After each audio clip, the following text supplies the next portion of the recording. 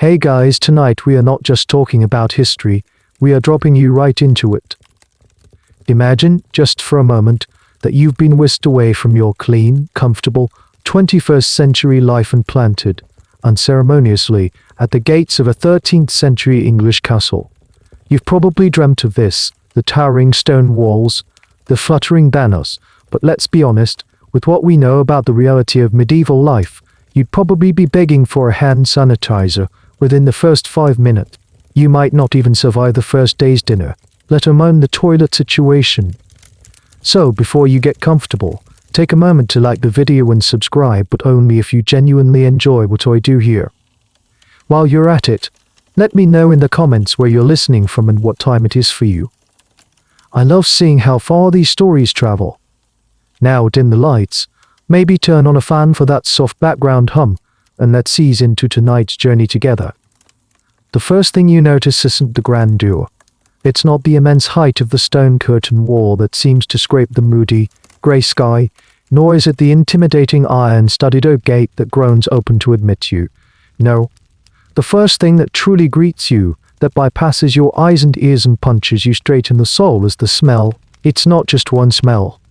It's a whole symphony of them, a complex and layered assault on your modern, sanitized nostrils.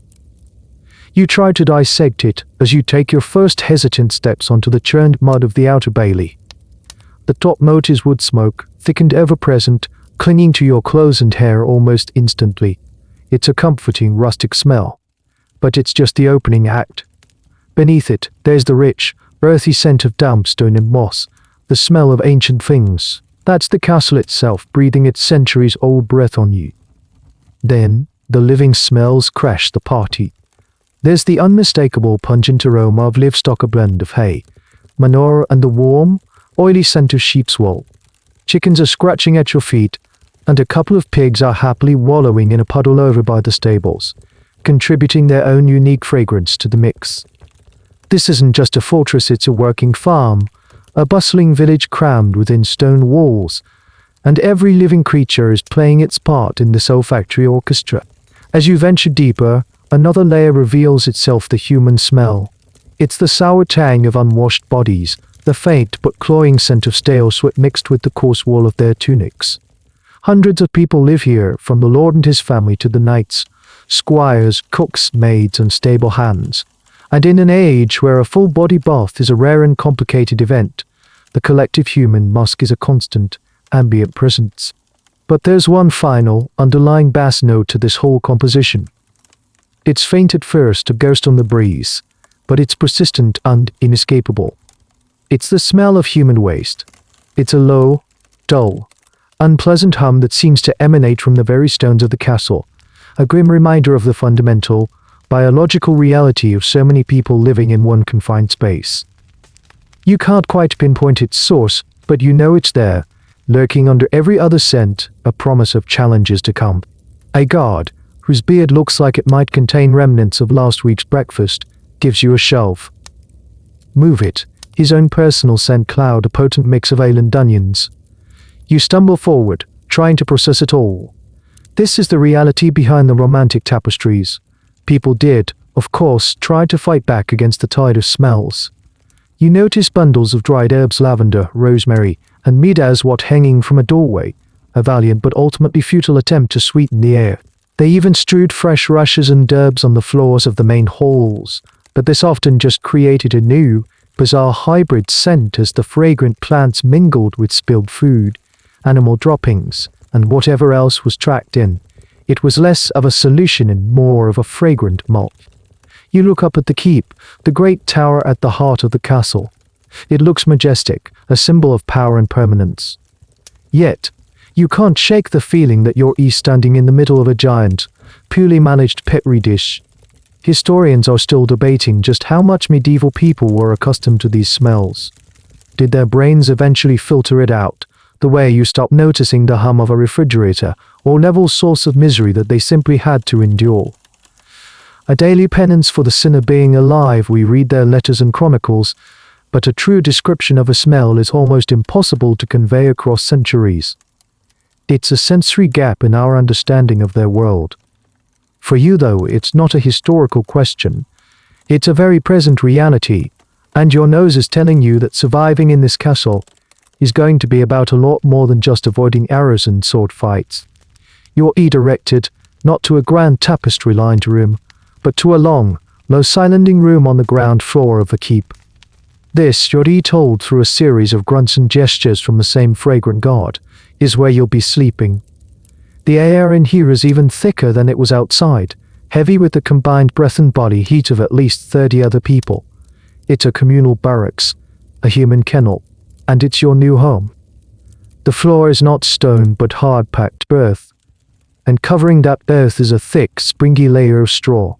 It looks almost cozy for a second. Then you take a closer look. This isn't fresh golden straw, fragrant with the scent of a summer field. This straw is a matted, compressed tapestry of its own history. It's grey and brown, flattened in some areas, churned up in others. You can see bits of dried mud, what looks like a chicken feather, and something suspiciously like a small gnawed bone. This straw is the communal mattress, the carpet, and the trash can all rolled into one. You find an unoccupied patch near the wall, away from the main thoroughfare of stomping boots. As you sit down, the straw rustles and releases a puff of dust that makes you sneeze. The man next to you, a lanky fellow with a missing front tooth, barely glances over. Everyone here is exhausted from a day of labor mucking out stables, training with heavy swords, or hauling buckets of water up winding staircases. No one has the energy for pleasantries.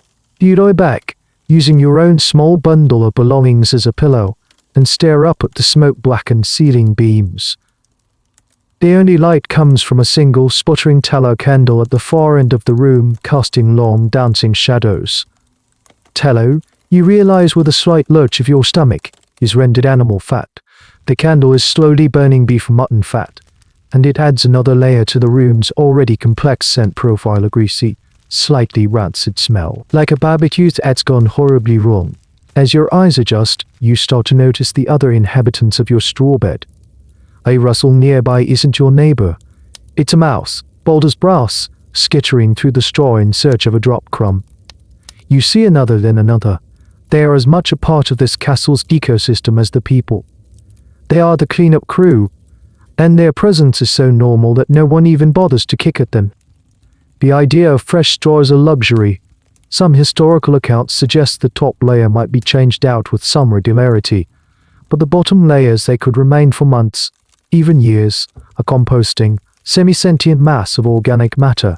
One of the more colourful accounts comes from the great humanist scholar Erasmus, who visited England a bit later, in the 16th century, but his description of English paints the vivid picture.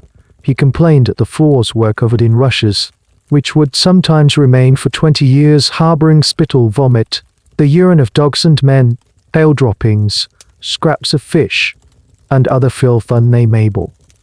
While a lord's castle might have been a bit better maintained than a common inn, the basic principle holds. Your bed is, in essence, a slow-building compost heap. As the night deepens, the sounds of the room take over. The collective symphony of snoring is epic, a rumbling chorus of whistles, grunts, and guttural chokes. Someone is talking in their sleep, a stream of garbled curses. Someone else is coughing, a deep, wet, racking cough that seems to shake the very air. This is how respiratory illnesses must have spread like wildfire. One sick person in a room like this could infect everyone else within days. You try to find a comfortable position. The straw pokes you through your thin woolen tunic. You feel a small, sharp itch on your leg and instinctively slap at it. They flee, of course. Where there are people, animals, and straw, there are fleas. And lice, they're not a sign of poor hygiene, they are simply a fact of life, an unavoidable parasitic tax on existence. Even the most powerful kings and queens had them. The historical debate here isn't if people had lice, but what they thought about them. Were they just an annoyance, or did they connect them to the spread of disease? The prevailing miasma theory of disease, the idea that bad smells cause sickness, meant that the invisible world of microbes and insects was largely misunderstood. They were a nuisance, not a vector. You close your eyes, trying to block it all out, the smells, the sounds, the itching. You think of your quiet, clean bedroom back home, your soft mattress, the gentle hum of your air purifier. It feels like another planet. Here, sleep is not a gentle slide into unconsciousness.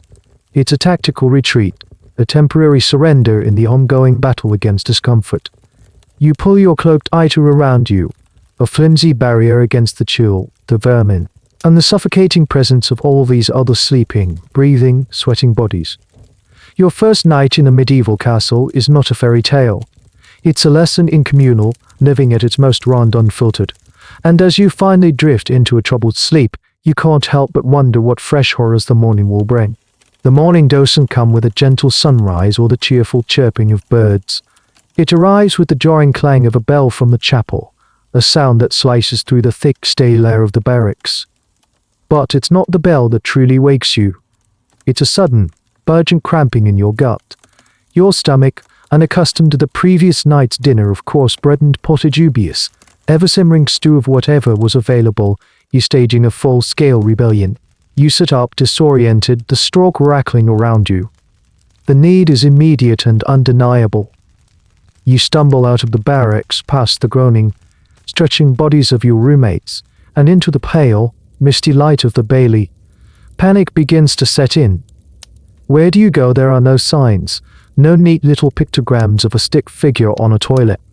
You spot a man hurrying towards a narrow stone doorway in the outer wall and decide to follow him. He disappears inside, and you follow him up a tight, winding spiral staircase. The stone steps are worn smooth and slightly dished in the middle from centuries of footfalls. The air gets colder and thinner as you ascend, and a distinct, unpleasant draft blows down the stairwell. The smell you detected yesterday, that underlying note of waste, is much stronger here. You're getting closer to the source. Finally, you emerge into a small, cramped stone chamber, barely bigger than a closet, built directly into the thickness of the castle wall. And there it is. The medieval toilet. It's called a garderobe, a French word that charmingly translates to wardrobe, because people would hang their clothes in these shafts. The ammonia from the urine was believed to kill moths and fleas, a bit of folk science that highlights a certain pragmatic ingenuity. The toilet itself is just a stone or wooden bench with a hole carved in it. Below the hole is nothing. Just a dark vertical shaft that drops straight down the outside of the castle wall. The draft you feel is the wind whistling up from the moat or the ground dozens of feet below. You peer down the hole for a split second and see a dizzying drop to a large, dark pile at the base of the wall. This is it, the peak of 13th century sanitary technology. A triumph of engineering in its own way. It efficiently moved the problem from inside the castle to just outside the castle. Problem solved. Sort of. You wait your turn. The man finishes, and without a word, walks past you down the stairs. Now it's just you in the hall. You take your place on the cold stone bench. It is, without a doubt, the most exposed and precarious feeling you have ever had while attending to a basic human need. The wind is not a gentle breeze, it's a chilly, damp gale that seems to aim with surgical precision. The term Wuthering Heights suddenly takes on a whole new, deeply personal meaning. And then comes the real moment of crisis, the moment you hadn't even considered until now. You're finished. What do you do now? You instinctively look around for toilet paper. Of course, there is none.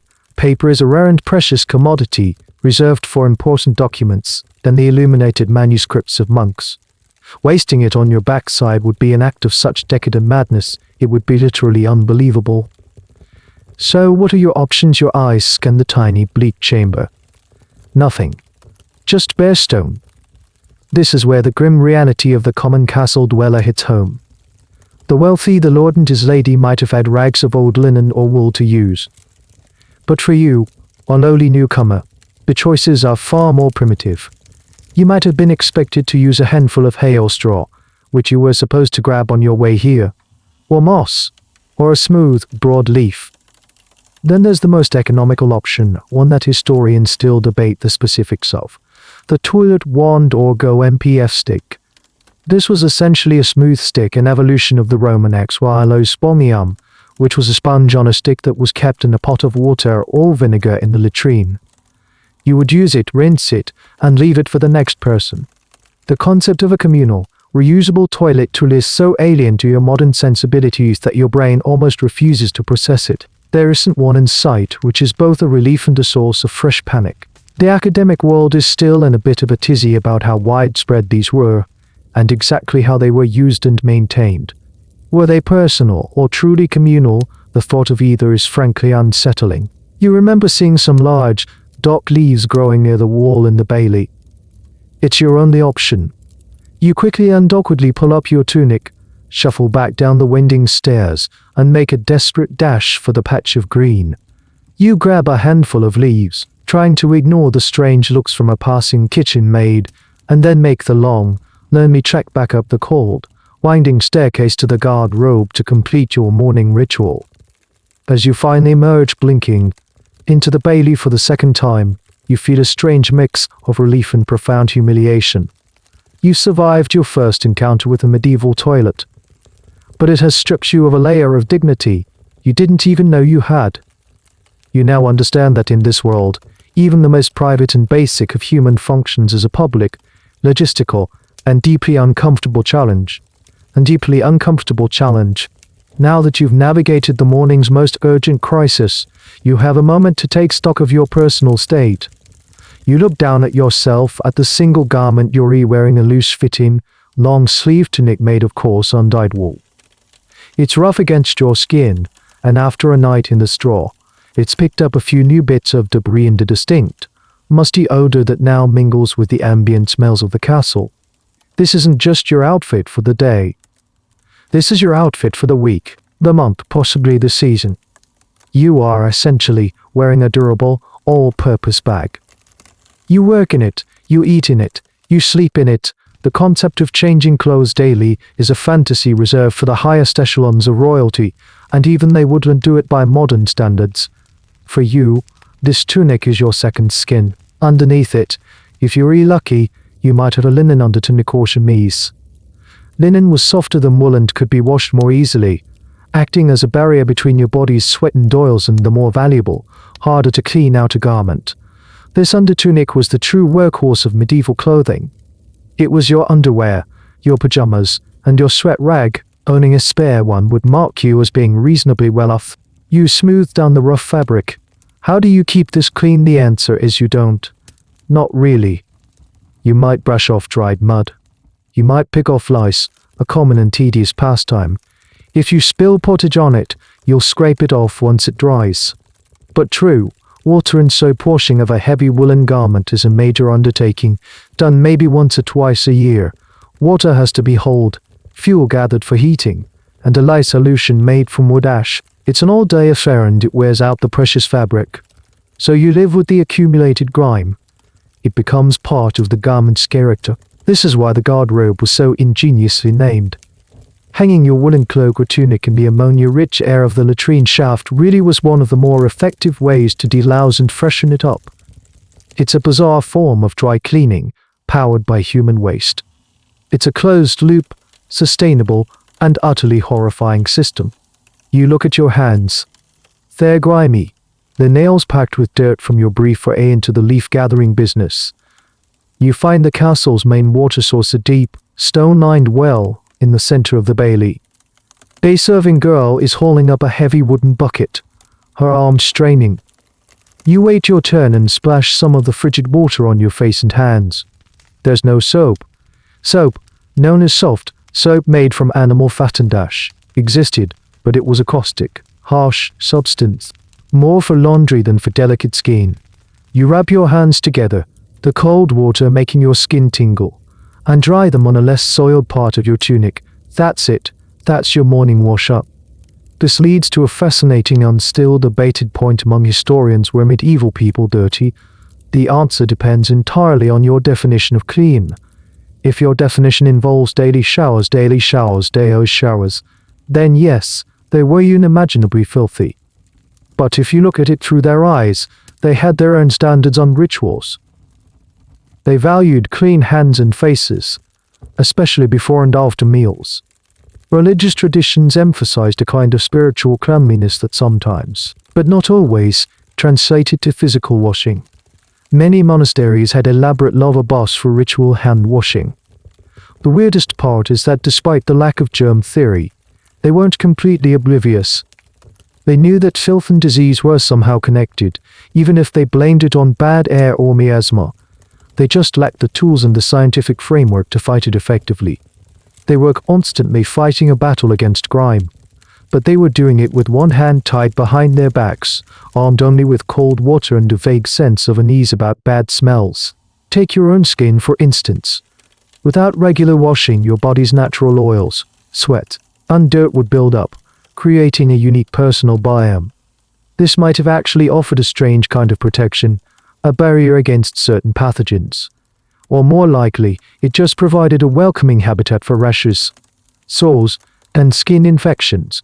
Some medieval medical texts are filled with recipes for ointments and salves to treat all manner of itchiness and discomfort, suggesting that skin problems were a constant, irritating feature of life.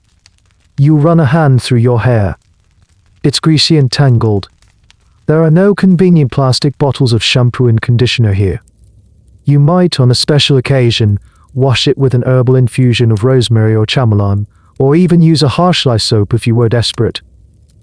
But most days, you just have hair. A comb, carved from bone or wood, would be a prized personal possession, used to detangle it and, more importantly, to scrape out lice and their eggs, known as nits. Nitpicking wasn't just a metaphor, it was a daily chore. You are a walking, talking ecosystem of bacteria, fungi, and tiny insects. Your clothes are a historical record of your meals and labors. Your skin is a testament to the body's ability to endure. And as you stand there, feeling the damp patch on your tunic, where you dried your hands, you realize that the concept of personal hygiene has been completely redefined. It's no longer about eliminating dirt. It's no longer about eliminating dirt. Your stomach, despite its earlier protests, is rumbling again, this time with genuine hunger. The smell of roasting meat, which has been weaving its way through the bailey all morning, is pulling you like a siren's call towards a large, soot-blackened building tucked against the curtain wall. This is the heart of the castle's survival and morale, the kitchen. You peek through the wide, open doorway. The heat hits you first, a blast from the enormous, roaring fireplace that dominates the far wall. An entire deer is spitted over the flames, its skin crackling and dripping fat onto the fire with a satisfying hiss. A young boy, a kitchen scullion, sits on a small stool, his face flushed with heat, slowly turning the heavy spit. It's a scene of rustic, medieval bounty, straight out of a movie. Then your eyes adjust to the smoky dimmings, and you see the rest of the picture. The kitchen is a cavern of organized chaos. The floor is slick with grease, spilled water, and animal blood. Cooks and their assistants, their tunics stained with sweat and God knows what else, shout at each other over the din of clanging pots and chopping knives. A massive wooden table, its surface scarred with a million pots, is covered in a jumble of plucked birds, glistening fish, and mounds of root vegetables still caked with dirt. Cleanliness here is, shall we say, a relative term. The water for cooking and washing comes from the same well, you just used the one in the middle of the animal-trodden, human spat-in bailey. The vegetables are given a quick rinse in a bucket of this water before being tossed into the great simmering cauldron of pottage. If a piece of meat is dropped on the floor, it's picked up, given a cursory wipe, and thrown back on the cutting board. The 5-second rule might as well be the 5-minute rule, you reel. You notice a swarm of flies buzzing lazily around a side of beef hanging from a hook on the ceiling. They land, explore, and take off tiny, uninvited taste testers. No one pays them any mind. Flies are as much a part of the kitchen as the pots and pans. You also spot a cat, not a pampered pet, but a lean, mean-looking hunter, slinking along the rafters. It's the castle's official pest control, on the prowl for the rats and mice that are undoubtedly feasting on spilled grain in the storeroom. The cat's presence is a tacit admission that the kitchen is in a constant war with vermin. And what about the secret ingredients, the things you'd rather not know about you watch as a cook? A large hairy man with forearms like hams tastes the pottage. He dips a wooden spoon in, takes a slurp, and then, without a second thought, drops the same spoon back into the pot to give it another stir. Your modern germ theory-addled brain screams in silent horror. That's it. That's the secret recipe for dysentery. Spices, the treasures of the medieval kitchen, play a fascinating double role. Yes, they worked as a symbol, a way for the Lord to show off his wealth with exotic flavors of pepper, cloves, and cinnamon from the east. But they also served a very practical purpose to mask the taste of meat that was on the turn. Without refrigeration, keeping meat fresh was a constant struggle. Salting, smoking, and drying were the main methods, but even then, things could get a little funky. A heavy hand with the spices could make a piece of slightly off venison palatable. Historians love to argue about this point. Was it primarily for flavor or for preservation? And masking the truth is likely a bit of both. The Lord wanted to impress his guests, and his cook wanted to avoid poisoning them. Then there's the incredible, and slightly disturbing, medieval love for food that looked like something else. This was the pinnacle of culinary art. They'd decook a pig, then redress it in its own skin to look alive. They'd mash fish into a paste, mold it to look like a leg of lamb, and serve it on fast days when meat was forbidden. A particularly famous dish, the cockade rice, involved sewing the front half of a piglet to the back half of a piglet to the back half of a cape on a rooster, or vice versa, and presenting it at the table as a mythical beast. It was food as theater, a spectacle designed to entertain. As you watch the cooks work, you realize they aren't just laborers, they are artists, working with a very challenging and often unsanitary palate. You see the kitchen boy who was turning the spit get up and scratch his head vigorously. Then, without washing his hands, he goes back to turning the deer. You make a mental note to perhaps stick to the bread for dinner. You've just witnessed the casual, unthinking cross-contamination that was standard operating procedure. Food poisoning wasn't a rare accident, it was a predictable risk of eating. People had tougher stomachs, no doubt, built up from a lifetime of exposure, but outbreaks of what they called stomach flux, or the bloody flux dysentery, were common and deadly. The kitchen, you conclude, is one of the most dangerous places in the castle. It's a battlefield of heat, sharp knives, and microbial warfare. The glorious feast that will be served in the Great Hall tonight is the product of a process that would have any modern health inspector shutting the place down and possibly running from the building screaming. The secret ingredient in almost every dish, you suspect, is blind luck. The day wears on a blur of unfamiliar chores and wary observation. The hard labor, the thick smoky air, and the general stress of being a time traveler have left you with a powerful thirst. Your throat is dry and raspy. You need water, and not just the small splash you used to wash your hands this morning. You head back to the source, the great well in the center of the bailey. It's the social hub of the castle, a place of constant activity. Maids are hauling water for the kitchens and laundry, stable hands are filling troughs for the horses, and soldiers are drinking deeply from leather buckets. The well is the lifeblood of this entire, self-contained world. You watch as the bucket is lowered deep into the stone-lined shaft, a dark, cool place that seems to promise pure, clean refreshment. It comes up, brimming with water that looks, from a distance, perfectly clear. A man offers you a ladle, a communal cup carved from a gourd that's been passed from mouth to mouth to mouth all day. You hesitate for a fraction of a second too long, and he gives you a strange look. Fearing to cause offense or worse, suspicion, you take it. You dip the ladle into the bucket and bring it to your lips. The water is cold, shockingly so, and it feels wonderful on your parched throat. You drink it all, the cool liquid a momentary bliss. And then, as you lower the ladle, you start to think, really think. This well is a deep hole dug into the ground. It draws water from the underlying water table. Now consider the castle's geography. You are inside a fortress, a contained environment. Where do you think all the runoff from the bailey goes? The rainwater that mixes with the mud, the animal manure, the spilled ale, the spit, and every other fluid imaginable. It seeps down, straight into the soil. And what about the castle's most prominent architectural feature, the one you've already had the displeasure of visiting, the garderobes? Dozens of them, all positioned along the outer walls. They empty out at the base of the wall, creating those foul-smelling cesspits you saw. If the castle has a moat, as many do, that's where it all ends up, turning the defensive body of water into a giant, open sewer. If it doesn't have a moat, it just creates a festering pile on the ground outside. Now, depending on the geology of the area, the type of rock and soil, where do you think the liquid from that massive, accumulating pile of human waste goes? It seeps downwards into the very same groundwater that feeds the well. You have, in all likelihood, just drunk a refreshing cup of diluted sewage. This is the great paradox of the castle well. It was a source of life and, simultaneously, a potential vector for death. The connection between contaminated water and diseases like cholera and typhoid was a mystery that wouldn't be solved for another 600 years, with the pioneering work of John Snow in London. In your time, they had no concept of bacteria or viruses.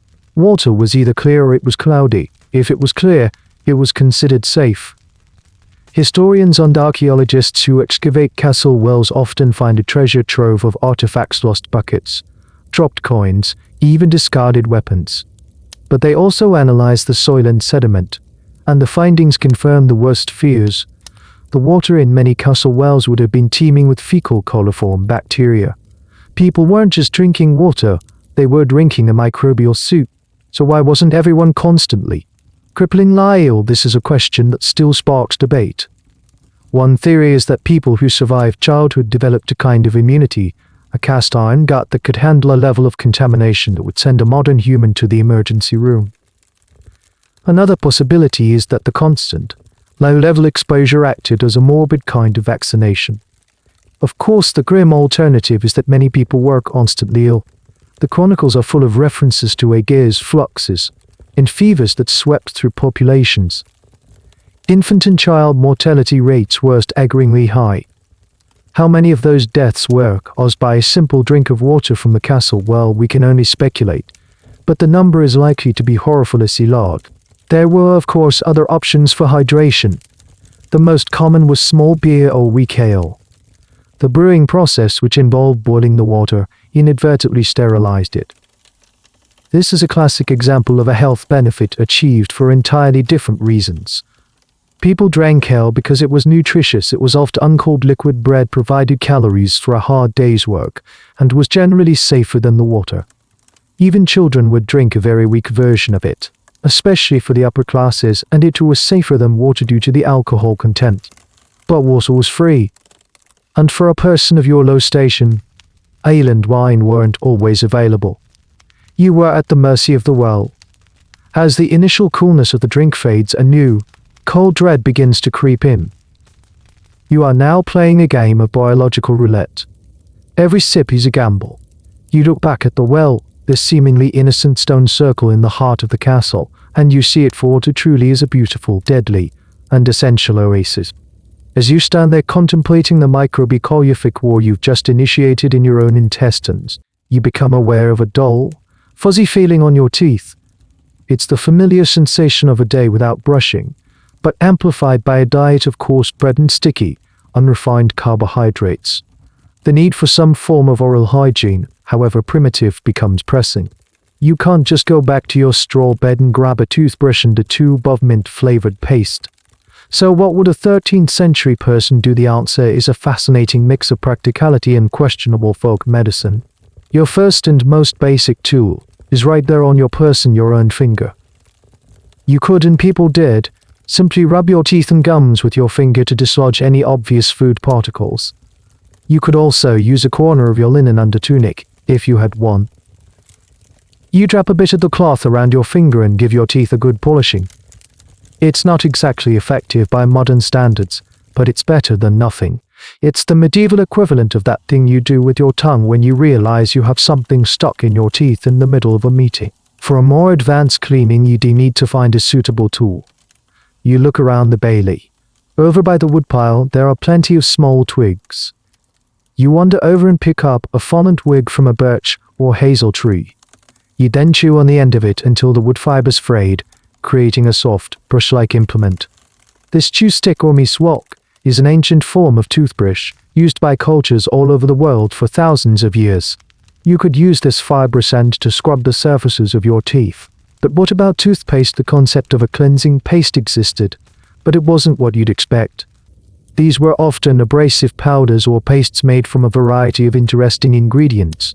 A common recipe might involve crushing chalk, brick dust, or salt into a fine powder. You could dip your frayed twig or your cloth-wrapped finger into this powder and scrub away. Another popular, and slightly more alarming, ingredient was crushed charcoal or soot from the fire. While charcoal is indeed abrasive and can absorb some impurities, rubbing what is essentially fireplace grit on your enamel doesn't sound like a recipe for long-term dental health. Then you get into the more esoteric ingredients. Some recipes called for herbs like mint, sage, or rosemary, not for flavor, but because they were believed to have medicinal properties that could strengthen the gums or sweeten the breath. Sage was particularly popular. You could just pluck a fresh leaf and rub it directly on your teeth. It's a bit like a natural Listerine strip. The most bizarre and debated ingredient found in some historical recipes is urine. Specifically aged urine. The ammonia in urine has cleaning properties, and it was used in various cleaning processes, from laundry to tanning leather. The idea of using it as a mouthwash is, to put it mildly, stomach-turning. Historians are still arguing whether these were common, widely used recipes or the medieval equivalent of fringe, crackpot health advice you might find on the internet today. The fact that it was written down at all, however, means someone somewhere thought it was a good idea. Bad breath or foul breath was a known social problem. They might not have understood the bacterial causes, but they certainly understood the unpleasant effects. To combat it, people would chew on aromatic seeds like cloves, cardamom, or parsley. It was a temporary fix, a natural breath mint that masked the underlying issue. What about dental problems? There were no dentists. Only barber surgeons.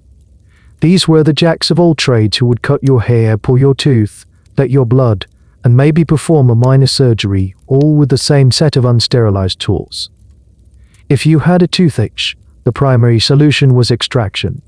There was no anesthetic, just a swig of strong ale or wine for courage, for prayer, and a strong man to hold you down. The barber surgeon would use a terrifying-looking pair of pliers called a pelican named for its shape to wrench the offending tooth from your jaw.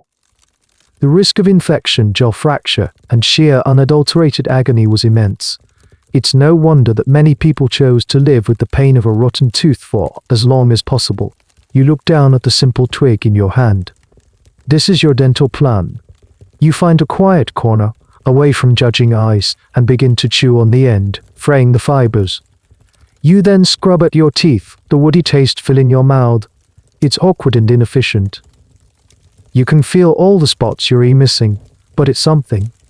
It's a small act of self-care in a world that is overwhelmingly hostile to the concept. You spit out a few splinters and run your tongue over your teeth, not in the slick, polished way you're used to.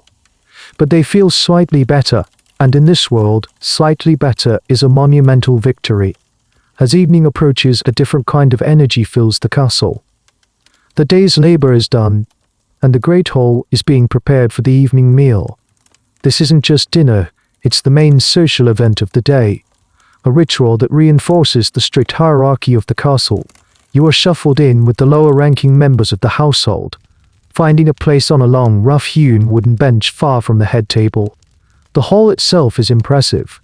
It's a vast, high-ceilinging room with stone walls that would feel cold and imposing, if not for the two massive fireplaces roaring at either end.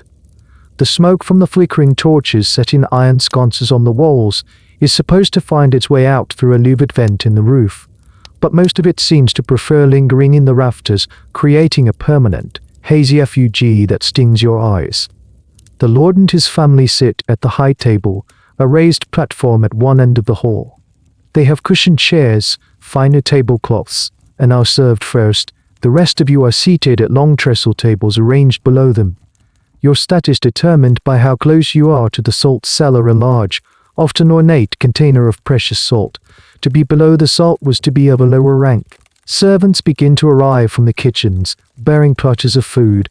The smell of the roast deer you saw earlier fills the hall, and your stomach crumbles in genuine appreciation.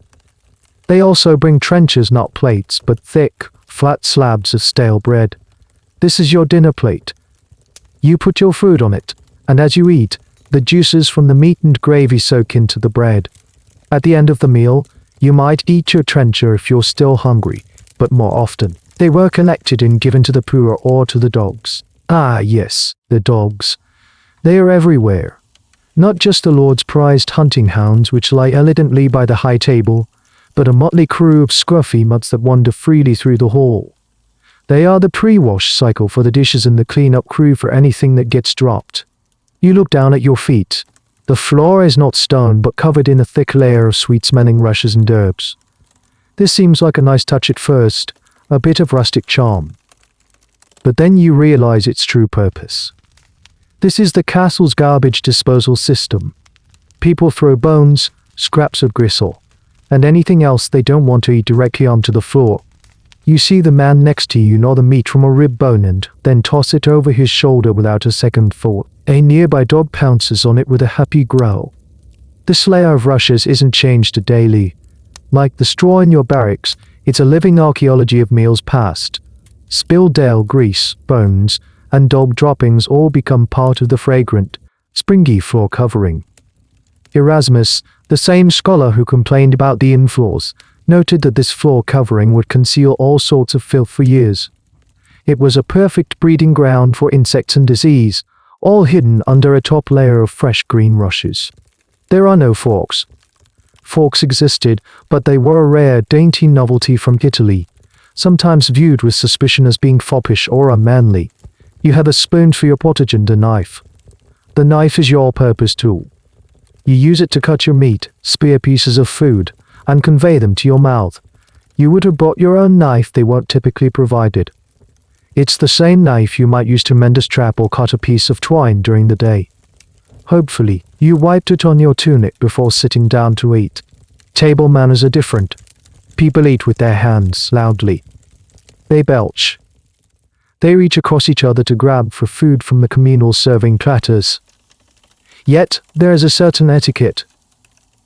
It was considered rude to spit on the table, the floor was fine. To blow your nose on the tablecloth, your sleeve was the preferred option, or to put a half-chewed piece of food back on the communal platter. These rules, recorded in courtesy books of the time, are a fascinating glimpse into their attempts to impose order on the chaos. Historians still puzzle over whether these books described how people actually behaved, or how they wished they would behave, a medieval version of an Emily Post column for a world that was anything but polite. The sheer noise is overwhelming. It's a cacophony of hundreds of people talking, shouting and laughing, the clatter of knives on wooden wrenches, the barking of dogs, and the crackling of the fires. A minstrel with a lute might be trying to perform in a corner, but his delicate music is mostly lost in the din. You focus on your food, trying to ignore the chaos around you and the dubious state of the floor beneath your feet. The venison is rich in game Y, heavily spiced and delicious. The pottage is bland but filling. The bread is hard and requires serious chewing. You wash it all down with a mug of weak, sour ale that's safer than water. As you eat, you feel a sense of community, of shared experience. For all its filth and noise, there is something powerful about this ritual, about breaking bread or trenchers together after a long day. It's the glue that holds this strange, hierarchical, and precarious society together. You are a part of it now, for better or for worse, sitting on a hard bench with sticky fingers and a full belly, your feet resting on a perfumed garbage pile. Curiosity is a powerful and sometimes dangerous motivator. Over the next few days, as you settle into the rhythm of castle life, you can't stop thinking about the differences between your existence and that of the people at the high table. You see them from afar, dressed in finer wools dyed in rich colors, even silks.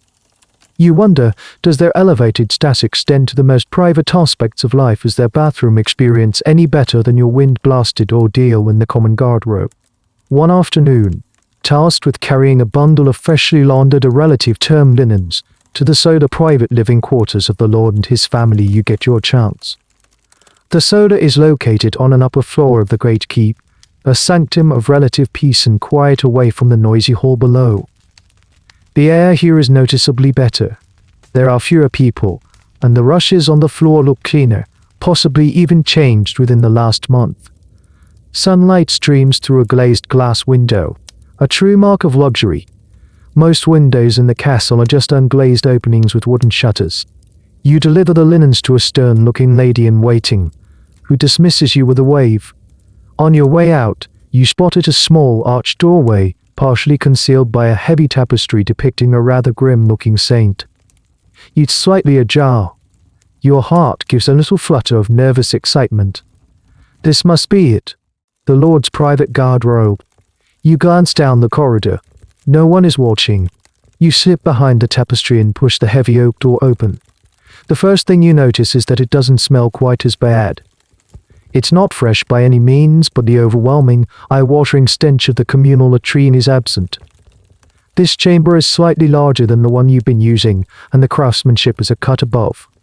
The toilet seat isn't just a hole in a stone bench, it's a finely carved piece of dark wood, polished smooth from use with armrests. It looks bizarrely like a throne, a toilet throne. You see other signs of luxury. On a small wooden stool next to the seat, there's a pile of soft, clean-looking rags, scraps of old linen wool. This is the lordly equivalent of toilet paper, the ultimate in disposable comfort. After use, these rags would be washed by a laundress, a job that surely ranked among the least desirable in the castle. There's also a ceramic basin and a pitcher of water, likely scented with herbs, for washing one's hands afterward.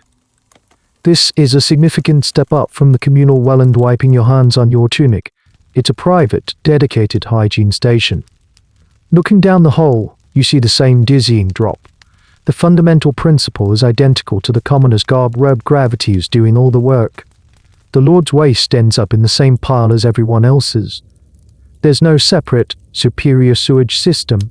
The luxury is all in the user interface, the comfortable seat, the privacy, the soft tracks, the hand-washing station. It's a thin veneer of civility layered over the same crude reality. Sometimes, these private garderobes were built in pairs, right next to each other, a his and hers arrangement. This has led to some amusing speculation by historians about medieval privacy. Did the Lord and Lady use them at the same time? Perhaps catching up on the day's events, the idea seems strange to us, but our modern concept of bathroom privacy is a relative history. Bodily functions were far less secretive. The debate continues, was this a practical design choice, or does it reflect a fundamentally different attitude toward personal space? You also notice something else. The stone shaft is lined with smooth plaster. This wasn't just for looks. It was to make the shaft less hospitable for attackers trying to climb up it. Castle sieges were a brutal business, and every potential point of entry was a vulnerability. There are historical accounts of sieges where attackers, in a move of astonishing bravery and desperation, would attempt to scale the latrine shafts to gain entry to the castle. It was a filthy, disgusting, and incredibly dangerous route, but it was a way in. The design of even the most private spaces was dictated by the grim necessities of warfare. A more whimsical, and likely apocryphal, story tells of King Edmund I of England. I of England being assassinated in 1016 by an attacker hiding in the cesspit beneath the privy, who stabbed him from below. While the story is almost certainly a later invention, the fact that people could imagine it speaks volumes about the perceived vulnerability of the location. You hear footsteps approaching in the corridor outside. Panic seizes you. You quickly slip out of the chamber, letting the heavy door swing shut with a soft thud, and pull the tapestry back into place just as the lady-in-waiting rounds the corner. She gives you a suspicious glare but says nothing. You hurry away, your heart still pounding. You've learned that wealth and power in this age can buy you a comfortable seat, a bit of privacy, and the dignity of a clean rag. It can insulate you from the worst of the filth and stench. But it can't change the fundamental, inescapable truth of the world you're in. When it comes down to it, everyone from the humblest scullion to the mightiest lord is still just pooping out of a window. The fragile sense of order in the castle is shattered one morning by a sound you haven't heard before, a woman wailing. It's a sound of pure, unrestrained grief, and it sends a chill through the bailey. You learn from the hushed, anxious whispers around you that one of the Stonemison's young children, a boy of about 5, has fallen gravely ill overnight. HES burning with fever and racked with a terrible cough. Suddenly, the abstract dangers of this place, the dirty water, the questionable food, The ever-present grime become terrifyingly real. Sickness in the 21st century is an inconvenience. Here, it's a potential death sentence, especially for a child. A space is cleared in the family's small smoky chamber, and soon, the castle's expert on medicine is summoned. You expect a wise, learned physician, perhaps a monk with a gentle demeanor. Instead, the man who arrives is the barber surgeon, the same fellow whose duties include pulling teeth and trimming the Lord's beard. He carries a leather bag that sealings and rattles with his tool. He examines the boy, his face grim. He doesn't take a temperature or listen to his chest with a stethoscope. Those tools don't exist. Instead, he peers into the boy's eyes, feels the heat of his skin, and most importantly, asks for a sample of his urine. He holds the flask up to the light, studying its color, clarity, and sediment. This practice, uroscopy, was a primary diagnostic tool. A detailed urine will chart would link different colors and opacities to specific ailments. It was a complex system, but one based on observation rather than an understanding of internal biology. After a few moments of solemn contemplation, the barber surgeon delivers his diagnosis. The boy, he declares, has an excess of phlegm, one of the 4 essential humors that were believed to govern the body. This is the cornerstone of medieval medicine, the theory of humorism, inherited from the ancient Greeks, particularly Hippocrates and Galen. The theory goes like this: the body is composed of 4 fluids, or humors: blood, phlegm, yellow bile, and black bile. Each is associated with an element: air, water, fire, earth, and a quality: hot, cold, wet, dry. A healthy person has these 4 humors in perfect balance. Sickness is caused by an imbalance, an excess or deficiency of one of the humors. The treatment, therefore, is logical, if terrifyingly misguided. You must rebalance the humors. Since the boy has an excess of phlegm, cold and wet humor, the treatment must involve hot and dry remedies.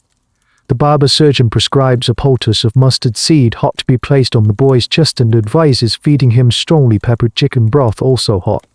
That's not all. To get rid of the bad humors, they must be removed from the body. The most common method for this was bloodletting. The barber surgeon produces a small sharp knife called a lancet. The idea is to open a vein and drain a certain amount of blood, which was believed to contain the excess humors, thereby restoring balance. It was applied to almost every ailment, from headaches to the plague. The fact that we called an already sick patient seems to have been overlooked. It was the medical equivalent of hitting a faulty machine with a hammer. He also prescribes a purgative, a strong laxative made from herbs, to violently cleanse the bowels, another way to expel the unbalanced humors. You watch in horror as the child's distraught parents agree to these treatments. They are not ignorant or foolish, they are desperate, and this is the most advanced medical science their world has to offer. They are putting their faith in a system that has been the standard of care for over 1,000 years. The historical debate here is fascinating. Did these treatments ever work? Some herbal remedies, prescribed alongside the humoral theory, did have genuine medicinal properties. Willow bark, for example, contains salic, a chemical similar to aspirin.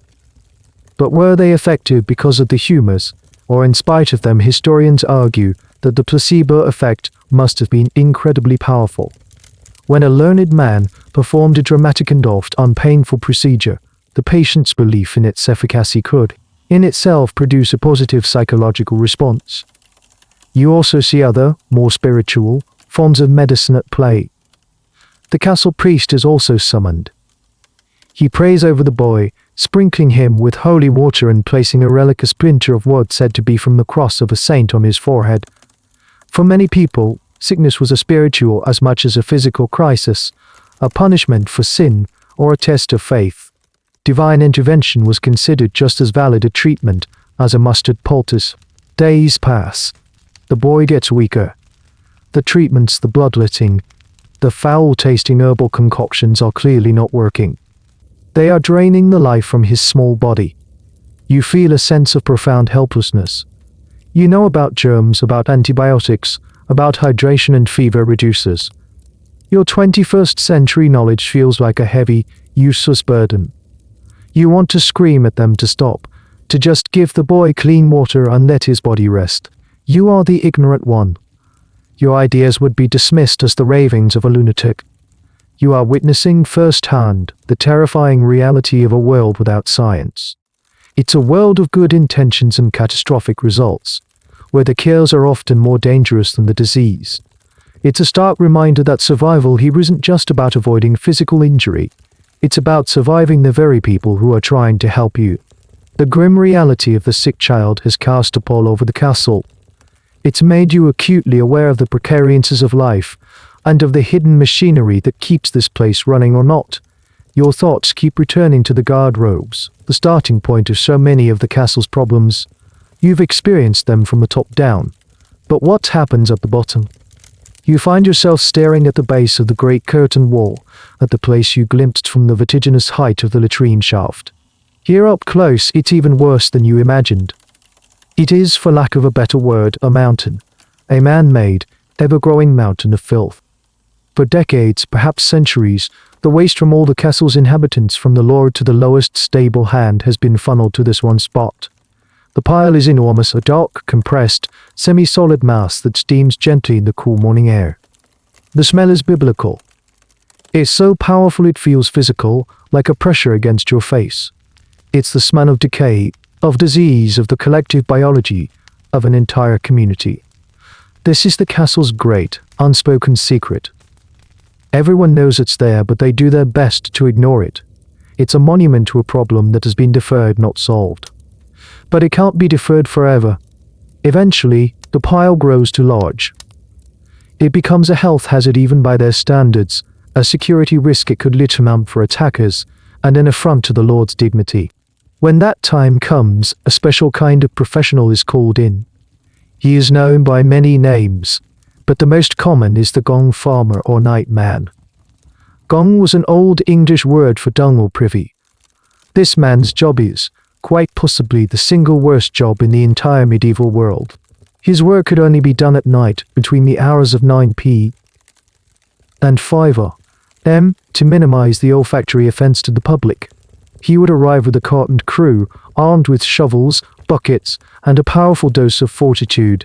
Their task was to dig out the cesspit, to shovel the accumulated, concentrated filth of the entire castle, bucket by foul bucket, and load it onto their cart. It was incredibly dangerous work, apart from the obvious, overwhelming disgust. The pit itself was a death trap. The decomposing waste produced toxic gases, like methane and hydrogen sulfide. These fumes could, and did, suffocate workers who work airless or unlucky.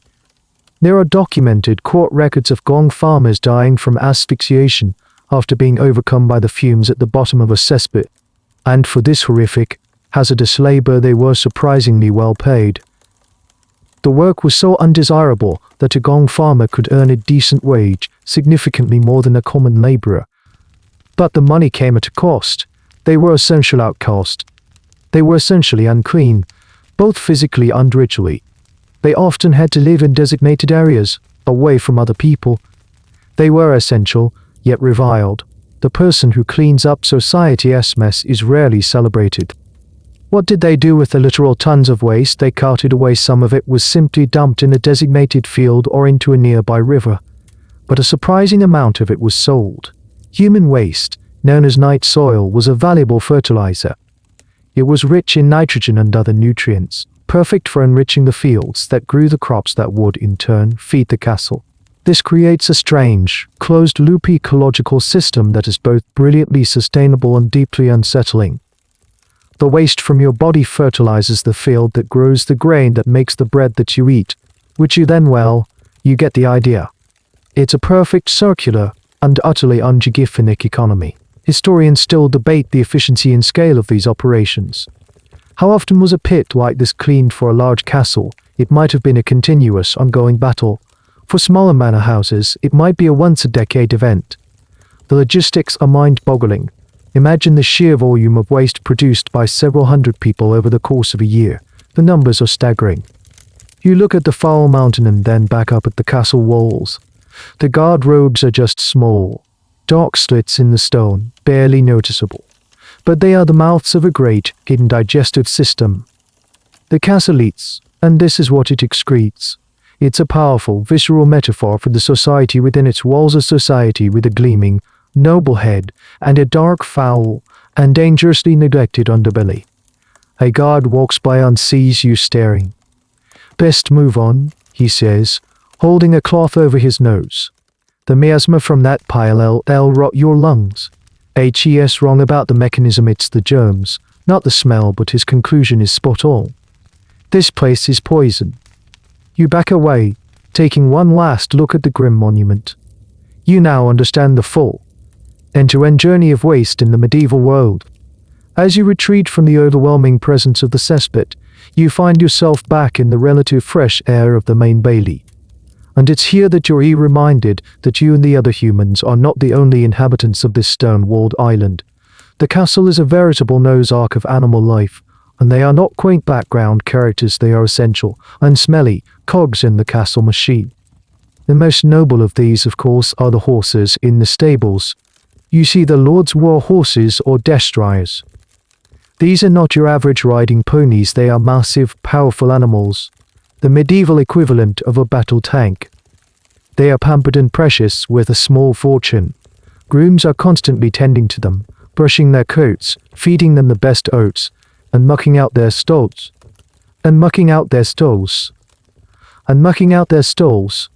The stables themselves are a major source of the castle's overall manure output, a constant, steaming contribution to the general aroma. Then there are the palfreys, the smoother-gaited riding horses for the lord and his lady, and the pack horses, the sturdy, reliable beasts of burden that carry supplies.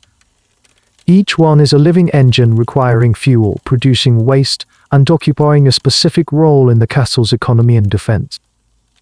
Wandering freely through the bailey are the less glamorous but no less important residents. A flock of chickens, led by a strutting, aggressive rooster, pecks and scratches in the dirt, devouring insects and spilled grain. They are a walking egg and meat supply, a self-perpetuating source of protein. You have to watch where you step, not just because of the mud, but because of the constant landmines of chicken droppings. A family of pigs, grunting contentedly, wallows in a muddy puddle near the blacksmith's forge. Pigs were the ultimate medieval recyclers. They would eat almost anything: kitchen scraps, spoiled food, acorns, and whatever else they could forage. They converted garbage into bacon. Their presence was a sign of a well-run, efficient household. Of course, they also contributed significantly to the mud and the mire, churning up the ground and adding their own unique, pungent scent to the air. You see a cow being led towards a milking shed, her bell clanking softly. Fresh milk was a luxury, and much of it was quickly turned into butter and cheese, which could be stored for longer. The cow, like the other animals, was a living pantry. This cohabitation of humans and livestock in such close quarters is a recipe for zoonotic diseases, illnesses that can pass from animals to humans. Anthrax from cattle, brucellosis from goats, salmonella from chickens, these were constant, unseen threats. Historians who study skeletal remains from this period can often see the evidence of such diseases, a permanent record of the perils of living so closely with your food source. The debate continues on how aware people were of this link. They certainly knew that sick animals could be dangerous, but the specific pathways of transmission were a complete mystery. They might blame a sick cow on witchcraft or bad omens, rather than a shared bacterial infection. And let's not forget the unofficial animal residents. The dogs, as you've seen, are everywhere, from the Lord's pampered hounds to the scrappy, scavenging mutts. They are guards, hunting companions, and a sanitation department, but also carriers of fleas and other parasites, the lean semi-feral hunters that patrol the granaries and kitchens. They were tolerated, even encouraged, for their mousing skills, but often viewed with suspicion. Especially a black one could be seen as a familiar of a witch or a creature of ill omen. Even the architecture reflects this human-animal relationship. Many castles had dovecotes, special towers for housing pigeons or doves. These birds provided a year-round source of fresh meat and eggs, and their droppings were a highly prized fertilizer, rich in nitrates. A well-stocked dovecote was a sign of wealth and a vital part of the castle's food security. You are living in a system where the lines between human and animal space are incredibly blurry. A knight might cherish his warhorse more than his own squire. A kitchen maid might trip over a pig on her way to the well. You share your food, your water, and your living space with a dozen different species, each contributing to the noise, the smell, and the overall vitality of the castle. This isn't the romantic image of a knight charger out of a gleaming fortress. This is a much messier, earthier reality. It's a fortified farm, a bustling, muddy, and profoundly alive place. As you sidestep a fresh cowpat, you realize that to understand a castle, you have to understand its animals. They are not just property, they are roommates.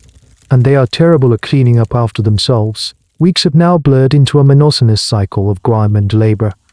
You've become accustomed, in a resigned sort of way, to the smells and the lack of personal space. But there's one aspect of your existence that has steadily worsened the state of your clothes. Your single woolen tunic is no longer just dirty, it's a stiff, greasy, and profoundly smelly testament to every meal you've eaten and every chore you've performed. The linen under tunic, if you have one, is even worse. Just when you think you might be permanently fused with your garments, a proclamation is made. It's laundry day. This is not a casual, weekly chore. It's a massive, communal undertaking that happens only a few times a year, dictated by the seasons and the availability of labor. You are herded down to a spot by the river, just outside the castle walls. A series of large wooden tubs and cauldrons are already being set up over roaring fires. The air is filled with smoke and the sharp, chemical smell of lye. This is not a day for delicate cycles and fragrance or fantasies. This is chemical warfare against filth. Your first task is to strip off your precious under tunic. The outer woolen tunic is too delicate and valuable for this harsh process. It will be spot cleaned and aired out separately. You and a dozen other women of the household, laundresses, kitchen maids, and anyone else who can be spared gather around the tubs with great piles of the castle's collected linen under tunics, bed sheets from the lord's chamber, tablecloths, and the soft rags from the noble garderobe. The process is brutal and exhausting. The first step is to create the cleaning agent. There is no soap as you know it. Instead, they use lye, a powerful alkali solution made by slowly running water through barrels packed with wood ash. The resulting liquid is caustic enough to strip grease and dirt, and probably a few layers of your skin if you're really not careful. Another common additive was stale urine, collected in pots for weeks. The ammonia was a powerful stain remover. The smell of the cleaning solution alone is enough to make your eyes water. The linens are thrown into the cauldrons of this boiling, foul-smelling concoction and stirred with long wooden poles. This is the bucking process, designed to loosen the deep-set grime. After being boiled for a while, the heavy, submersive fabric is hauled out of the cauldrons and transferred to the tubs, for the real work to begin. You are given a heavy wooden paddle, and your job is to beat the living daylights out of the wet linen. You pound and thrash the fabric against the wood or smooth stones, forcing the dirt out through sheer brute force. It's back-breaking, repetitive work. Your arms and back ache within the first hour. For particularly stubborn stains, a more delicate approach is needed. You take a single garment, lay it on a flat stone, and scrub it with a block of soft soap or jelly-like substance made from fat and ash. It's abrasive and unpleasant to handle, but it's all you have. This is where you see the ingenuity of medieval laundry. To whiten the yellowed linens of the lord and lady, they would be laid out on the grass in the sun after washing. The sunlight would naturally bleach the fabric, a process that took days and required the laundry to be constantly dampened. This meadow bleaching was a gentle and effective, if time-consuming, technique. One of the great historical debates surrounding this process is its frequency. Did a common person like you really only get to wash their undertunic a few times a year? The resources involved firewood, labor, time were immense. It was a major event. Some historians argue that smaller, more regular washings might have occurred, perhaps a quick rinse in cold water. But the full, lion boiling treatment was reserved for special occasions. It's a stark reminder of how much we take for granted the simple act of putting a load in the washing machine. After hours of boiling, beating, and rinsing in the cold river water, their linens are finally deemed clean. They won't be sparkling white or smell of lavender. They will be a dull greyish colour, still bearing the ghosts of old stains, and smelling faintly of wood smoke, lye and wet wool. But they are free of the worst of the accumulated sweat and grime. You are handed your undertunic. It's still damp and rough against your skin, but the feeling of wearing something even remotely clean is a luxury so profound it's almost emotional. You have expended a full day of grueling labor for this once more comfort. As you walk back towards the castle gate, your muscles screaming in protest, you look at the other women. They are exhausted, their hands red in cold water. This was their specialized trade, a life of steam stench and relentless physical effort. They were the unsung heroines of hygiene, fighting a constant, losing battle against the entropy of filth. And tomorrow, the clothes will start getting dirty all over again. You've dealt with the big problems, the toilets, the water, the lack of clean clothes. You've even become numb to the grand, overarching smells of the castle. But now, a new dimension of the medieval ecosystem is making itself known. It's the small stuff, the insidious, crawling, and inescapable little house guests that are a part of every meal, every piece of clothing, and every night's sleep. It begins in the storeroom. You're tasked with fetching a sack of flour for the kitchens. As you heave the heavy burlap sack onto your shoulder, a small cloud of dust erupts. But you see something else in the dust cloud, tiny, dark specks. You open the top of the sack and peer inside. The flour is moving. It's crawling with thousands of tiny, black insect grain weevils. The storekeeper, a grizzled man with one eye, sees your look of horror. He just shrugs. A little extra meat for the portage, he grunts. Sift it if you're feeling fancy. HES not being cruel, HES being practical. In a world without airtight containers and pesticides, infestations like this were not a possibility, they were an inevitability. Every sack of grain, every barrel of dried peas, was a self-contained ecosystem. To throw it away would be an act of unthinkable waste. So you eat the weevil. They get sifted out if they're large, but their eggs and larvae almost certainly end up in the bread you eat every day. This is a fundamental truth of the medieval pantry.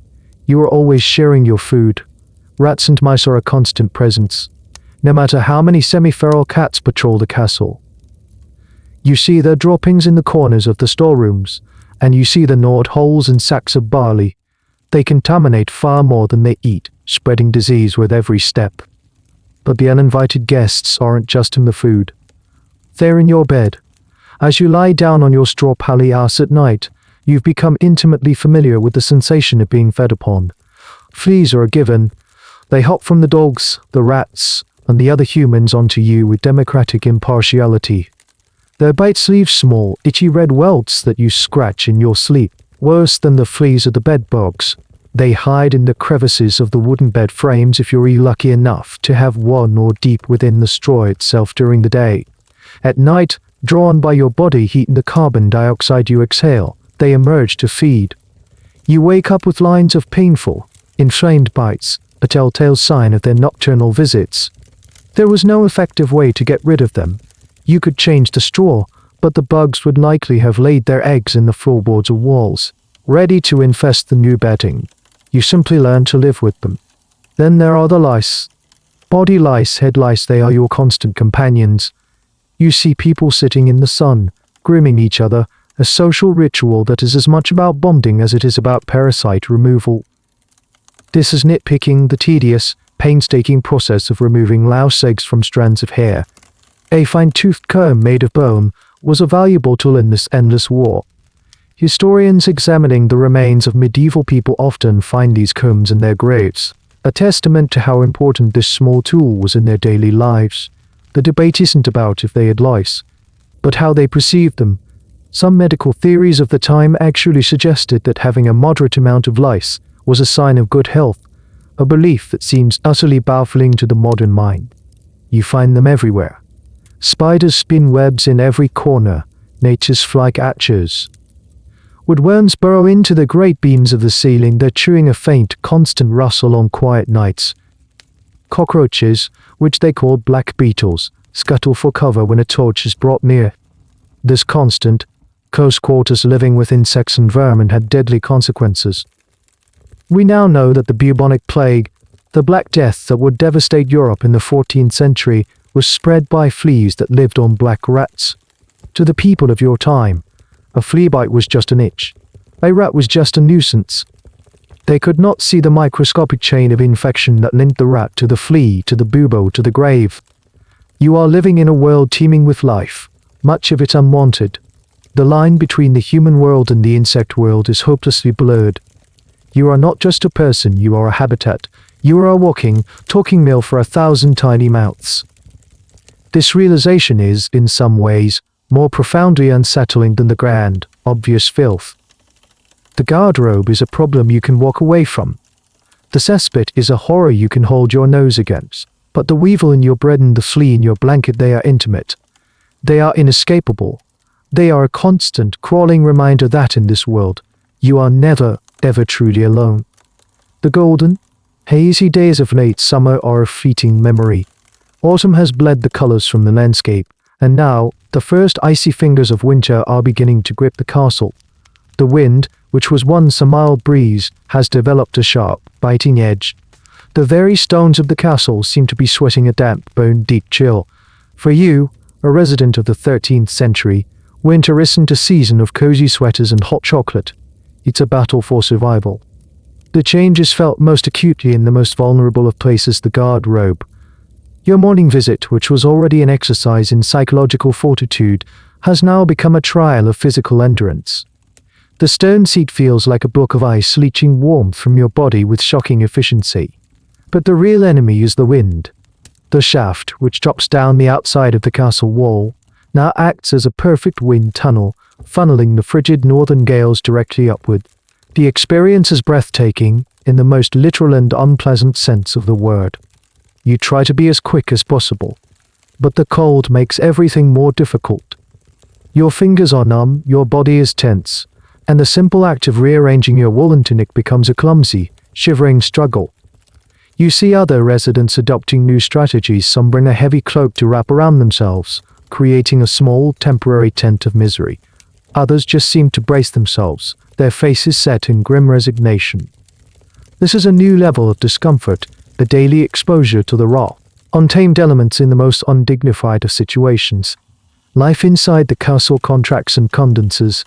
The great hall, once a merely smoky and noisy place, is now the only truly warm spot in the entire fortress.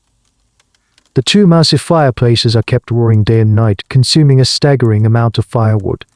You see teams of woodcutters hauling logs from the forest every day, a relentless effort to feed the hungry hearts. Everyone huddles closer to the flames, their fronts roasting while their backs remain cold, so much so that your eyes constantly sting and your throat feels perpetually raw. Respiratory illnesses, the cough you heard in the barracks weeks ago, become more common and more severe. Your straw-filled sleeping quarters are no better. The damp chill seems to rise from the packed earth floor itself. The collective body heat of 30 people does little to combat the cold that seeps through the stone walls. You huddle under your single cloak, but it's a flimsy defense.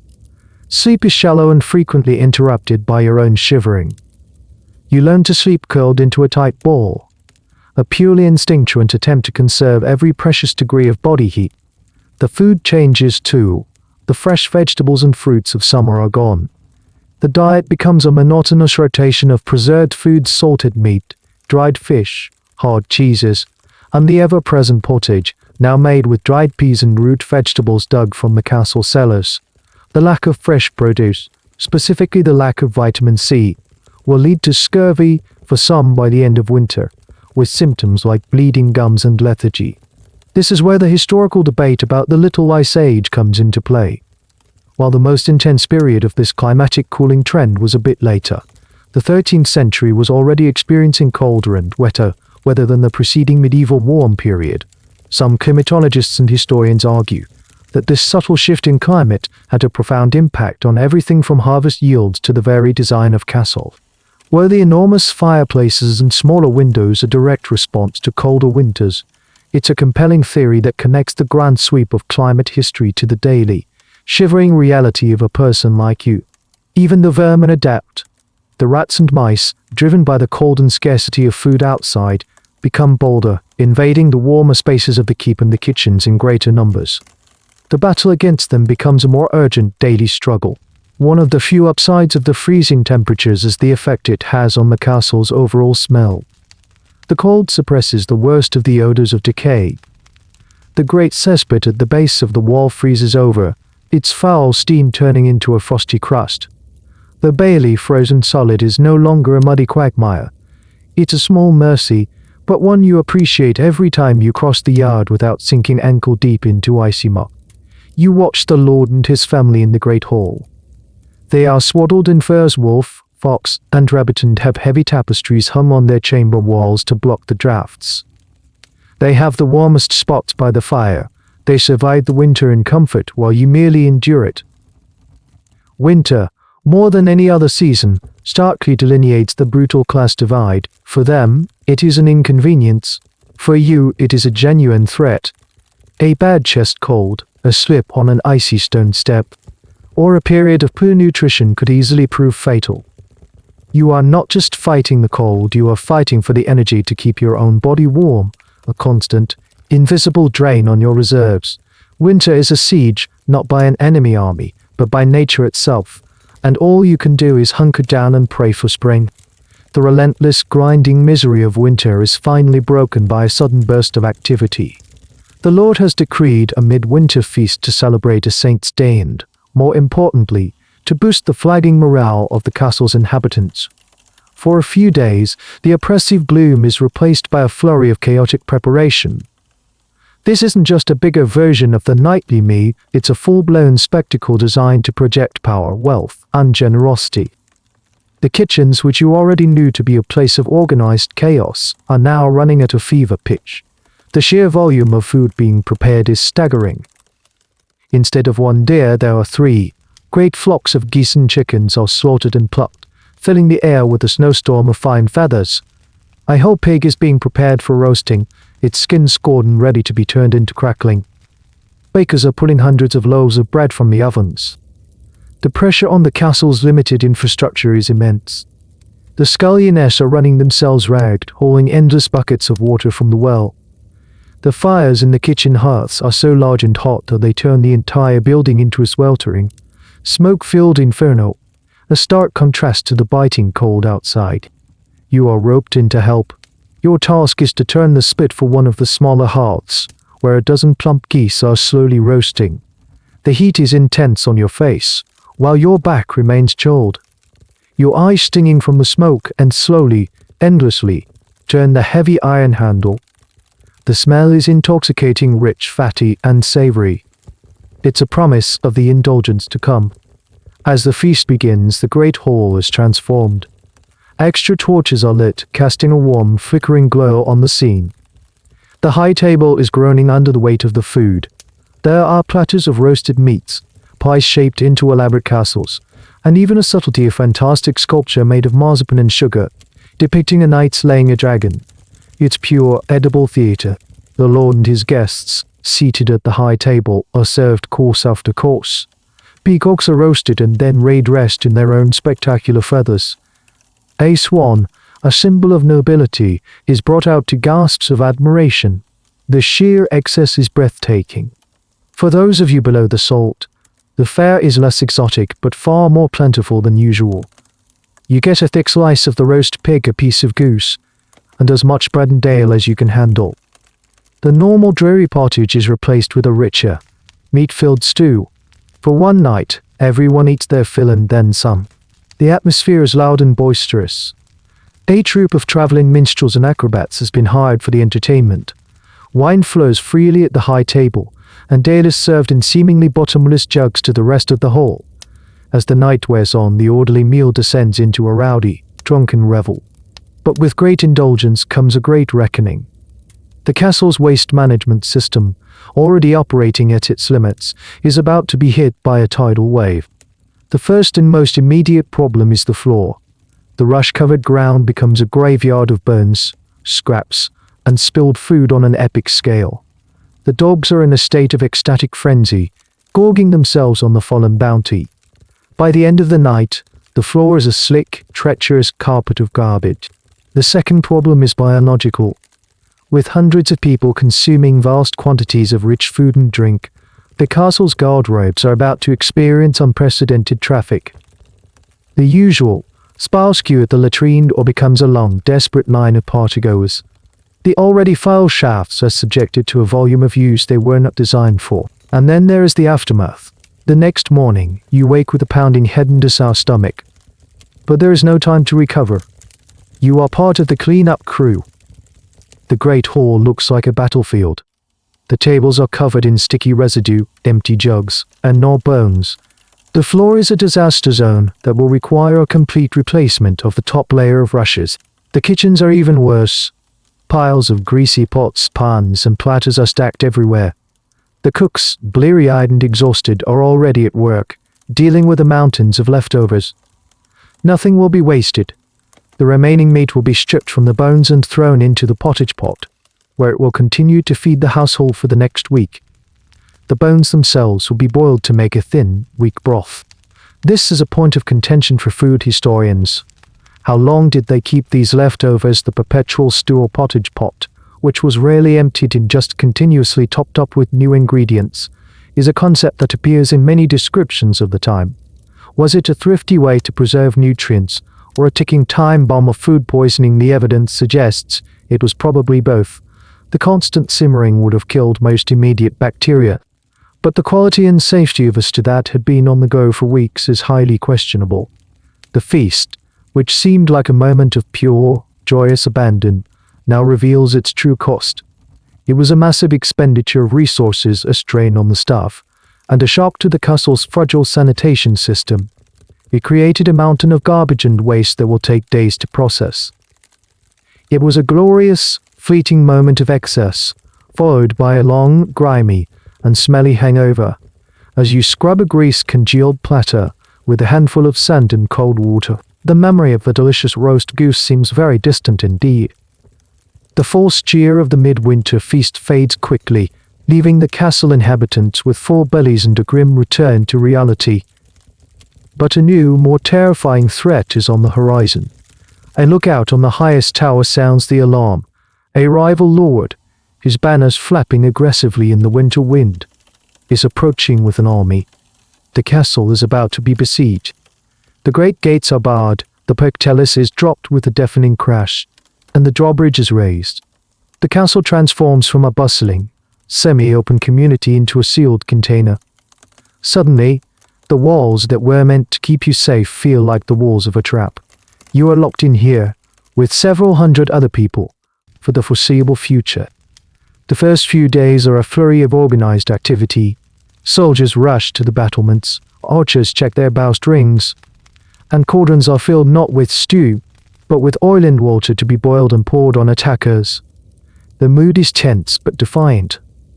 The castle was built for this, but as the siege drags on, a more insidious enemy than the one outside the walls begins to make itself known: the rapidly deteriorating sanitary conditions. The most immediate problem is the water supply. The well in the bailey is your only source of fresh water. While the castle may have months' worth of grain and salted meat in its storerooms, the water is finite. It has to be rationed. Every drop becomes precious. Washing even the cursory hand splashing you were used to is forbidden. You are now officially living in a state of enforced filth. Then there's the issue of waste. The garderobes, which conveniently deposited their contents outside the castle walls, are now a strategic liability. The enemy is down there. Using the latrine becomes an act of extreme vulnerability. An archer with a lucky shot could theoretically fire an arrow up the shaft. While a direct hit seems unlikely, the psychological fear is real. More importantly, the normal, if disgusting, system of waste disposal is completely shut down. The gong farmer's cart can't come. The cesspits at the base of the walls, which were already foul, now begin to overflow without their periodic removal. The stench, trapped by the encircling army, seems to concentrate and press in on the castle. But the biggest crisis is internal. With several hundred people and animals trapped in a confined space, the production of waste doesn't stop. The animal manure from the stables, the kitchen scraps, the human waste, it all starts to grill up inside the walls. Designated corners of the bailey become makeshift dung hills, growing larger and more foul with each passing day. This is the perfect breeding ground for disease. The flies, which had been dormant in the winter cold, seemed to re-emerge, feasting on the accumulating filth and then landing on the dwindling food supplies. The rats become bolder than ever. It's not long before people start to get sick. It begins with stomach ailments, the bloody flux or dysentery. Contaminated food and water are the likely culprits. In the cramped, unsanitary conditions, the disease spreads like wildfire. The small infirmary is quickly overwhelmed. The barber surgeon, with his bloodletting and purgative is helpless against the tide of infection. He is, in fact, likely making it worse by weakening the patient's unspreading contaminants with his unsterilized tools. The historical reality of siege warfare is that more defenders died from disease and starvation than from actual combat. A well-stocked, well-fortified castle could hold out for months, even years, against a direct assault. But it could be defeated from within by its own filth. Attackers knew this. A common tactic of siege warfare was a primitive form of biological attack using catapults to hurl diseased animal carcasses or human waste over the castle walls. The goal wasn't just to cause disgust, it was to deliberately contaminate the water supply and spread sickness. The academic debate here centers on intent versus effect. Did medieval commanders truly understand germ warfare? Or did they just know that flinging horrible things at their enemies was bad for morale and sometimes made them sick? The answer is probably the latter. They were working with the miasma theory that bad smells cause disease. So, by making the castle smell as bad as possible, they believed they were directly sickening the inhabitants. The method was flawed, but the result was often the same. You are now living in a pressure cooker of filth, fear, and disease. The threat of the enemy outside is almost secondary to the person coughing next to you in the food line. The stored food is beginning to spoil. The water is running low.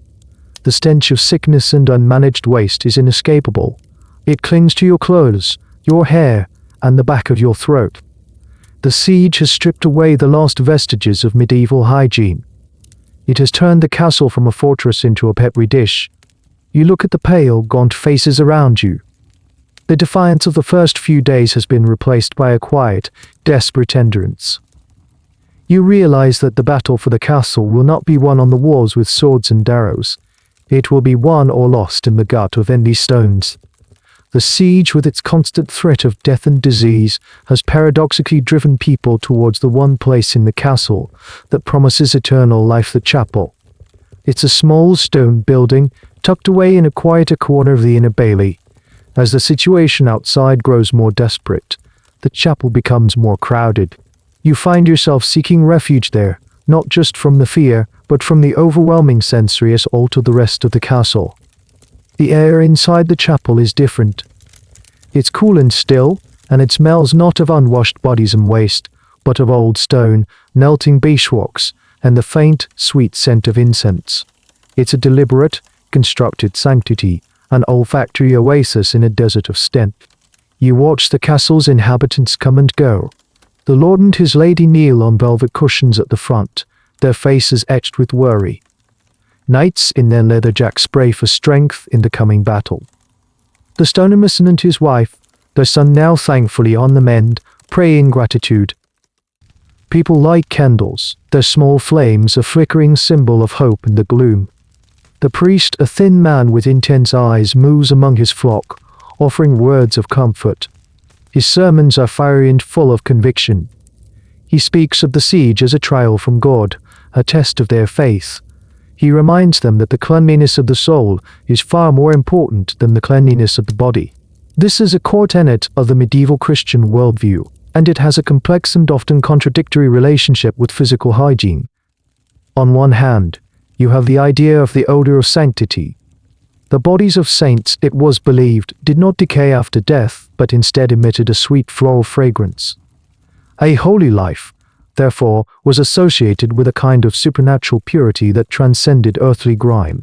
On the other hand, there was a strong strain of asceticism within the faith that viewed the body and its needs with deep suspicion. To some early saints and desert fathers, neglecting the body by fasting, wearing hair shirts, and deliberately avoiding washing was a way to mortify the flesh and elevate the spirit. street. Jerome, a 4th century scholar, famously wrote that he who has washed in Christ needs not wash again. While this was likely a metaphor for baptism, some took it quite literally. This created a theological framework where being dirty could, in some contexts, be seen as a sign of piety. You see this contradiction playing out right in front of you. The priest emphasizes spiritual purity, yet the rituals of the church are full of physical cleansing. He makes the sign of the cross with holy water, a symbolic act of purification. Before Mass, he will wash his hands in a special basin called a lavabo, a ritual that is both practical and deeply symbolic of the need to be clean before God. So which was it? Were people encouraged to be clean or dirty? The truth, as historians constantly debate, is that it was both, and it depended heavily on context and social class. For the common person, the church's emphasis on the soul over the body might have provided a convenient justification for the unavoidable realities of their unhygienic lives. If you only have one set of clothes, and a full bath is a yearly event, it's comforting to believe that God doesn't care about the dirt under your fingernails. However, the church also promoted order and sanitation in other ways. Monasteries, for example, were often at the forefront of medieval engineering and hygiene. Many had complex water management systems, with running water for laundry and kitchens, and elaborate, multi-seat latrines that were regularly flushed by diverting a stream. This wasn't because by diverting in a modern sense, but because they valued order, discipline, and efficiency as a reflection of a well-ordered spiritual life. A clean monastery was a functional monastery. You look at the carvings on the chapel walls. There are saints and angels, their faces serene. But there are also demons and gargoyles, their faces twisted in grotesque parodies of human suffering. This is the medieval worldview in stone, a constant battle between the sacred and the profane, the pure and the corrupt. The siege has heightened this sense of spiritual warfare. People see the disease not as a result of pure sanitation, but as a demonicus or toward divine punishment for their sins. The priest calls for fasting and prayer, not for boiling the water and digging new latrine pits. The solutions to their physical crisis are sought in the spiritual realm. As you sit on the cold stone bench, the scent of beeswax and incense a temporary shield against the foul realities of the siege. You understand the power of this place. The chapel doesn't offer a practical solution to the problems of filth and disease. It offers something else, something that might be just as important for survival and narrative. It gives meaning to the suffering. It provides hope in the face of overwhelming evidence for despair, even as the body remains trapped in a cage of ever-worsening squalor. The people here might die from dysentery, but they will believe it was part of God's inscrutable plan. The siege drags on, and the strain of confinement frays nerves and exposes the hidden struggles of castle life. While the men focus on the battlements and the immediate threats of attack, the women face their own silent, relentless battles within the walls. It's here, in the cramped, intense female quarters, that you become aware of a challenge so taboo, that it's almost never spoken of: menstruation. In your modern world, it's a simple matter of monthly logistics, managed with readily available, disposable products. Here in the 13th century, it is a recurring crisis of hygiene, secrecy, and religious anxiety. You notice one of the younger kitchen maids, a girl named Elspeth, becoming withdrawn and pale. She moves stiffly, a look of constant, low-grade pain and worry on her face. You see her slipping away to the riverside of the Bailey more often than usual, carrying a small, concealed bundle. You later see her, in a quiet moment, hand-washing a strip of linen, the same type of rag used for everything from bandages to baby swaddling, and hanging it to dry in a discreet corner, away from prying eyes.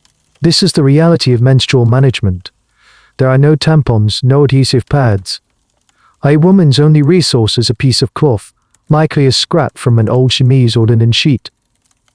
This clout, as it was sometimes called, would be folded and held in place by a belt or simply by the pressure of her clothes. It was uncomfortable, unreliable, and required constant maintenance. The biggest challenge was washing. During the siege, with water severely rationed, the simple act of hygiene becomes a source of immense stress. A woman would have to try and wash her rags as secretly as possible, using a minimal amount of precious water, all while avoiding the judgment of others. The fear of leaking, of staining her single undertunic, would be a constant source of anxiety. But the challenges were more than just practical. They were deeply embedded in the religious and cultural beliefs of the time.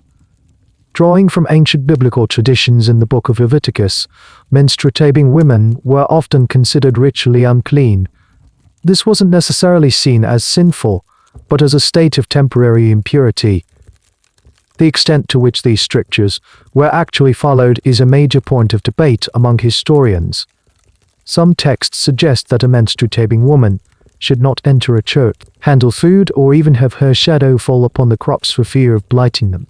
Were these rules rigorously enforced, or were they more like folk superstitions that varied from village to village? The evidence is scarce because it was such a private, female-centric part of life, rarely written about by the male clerics and chroniclers who created most of the documents we have today. It existed in the unrecorded oral traditions of women. You see this fear and superstition in the way the other women treat Elspeth. They don't shun her, but there's a subtle distance. They whisper amongst themselves.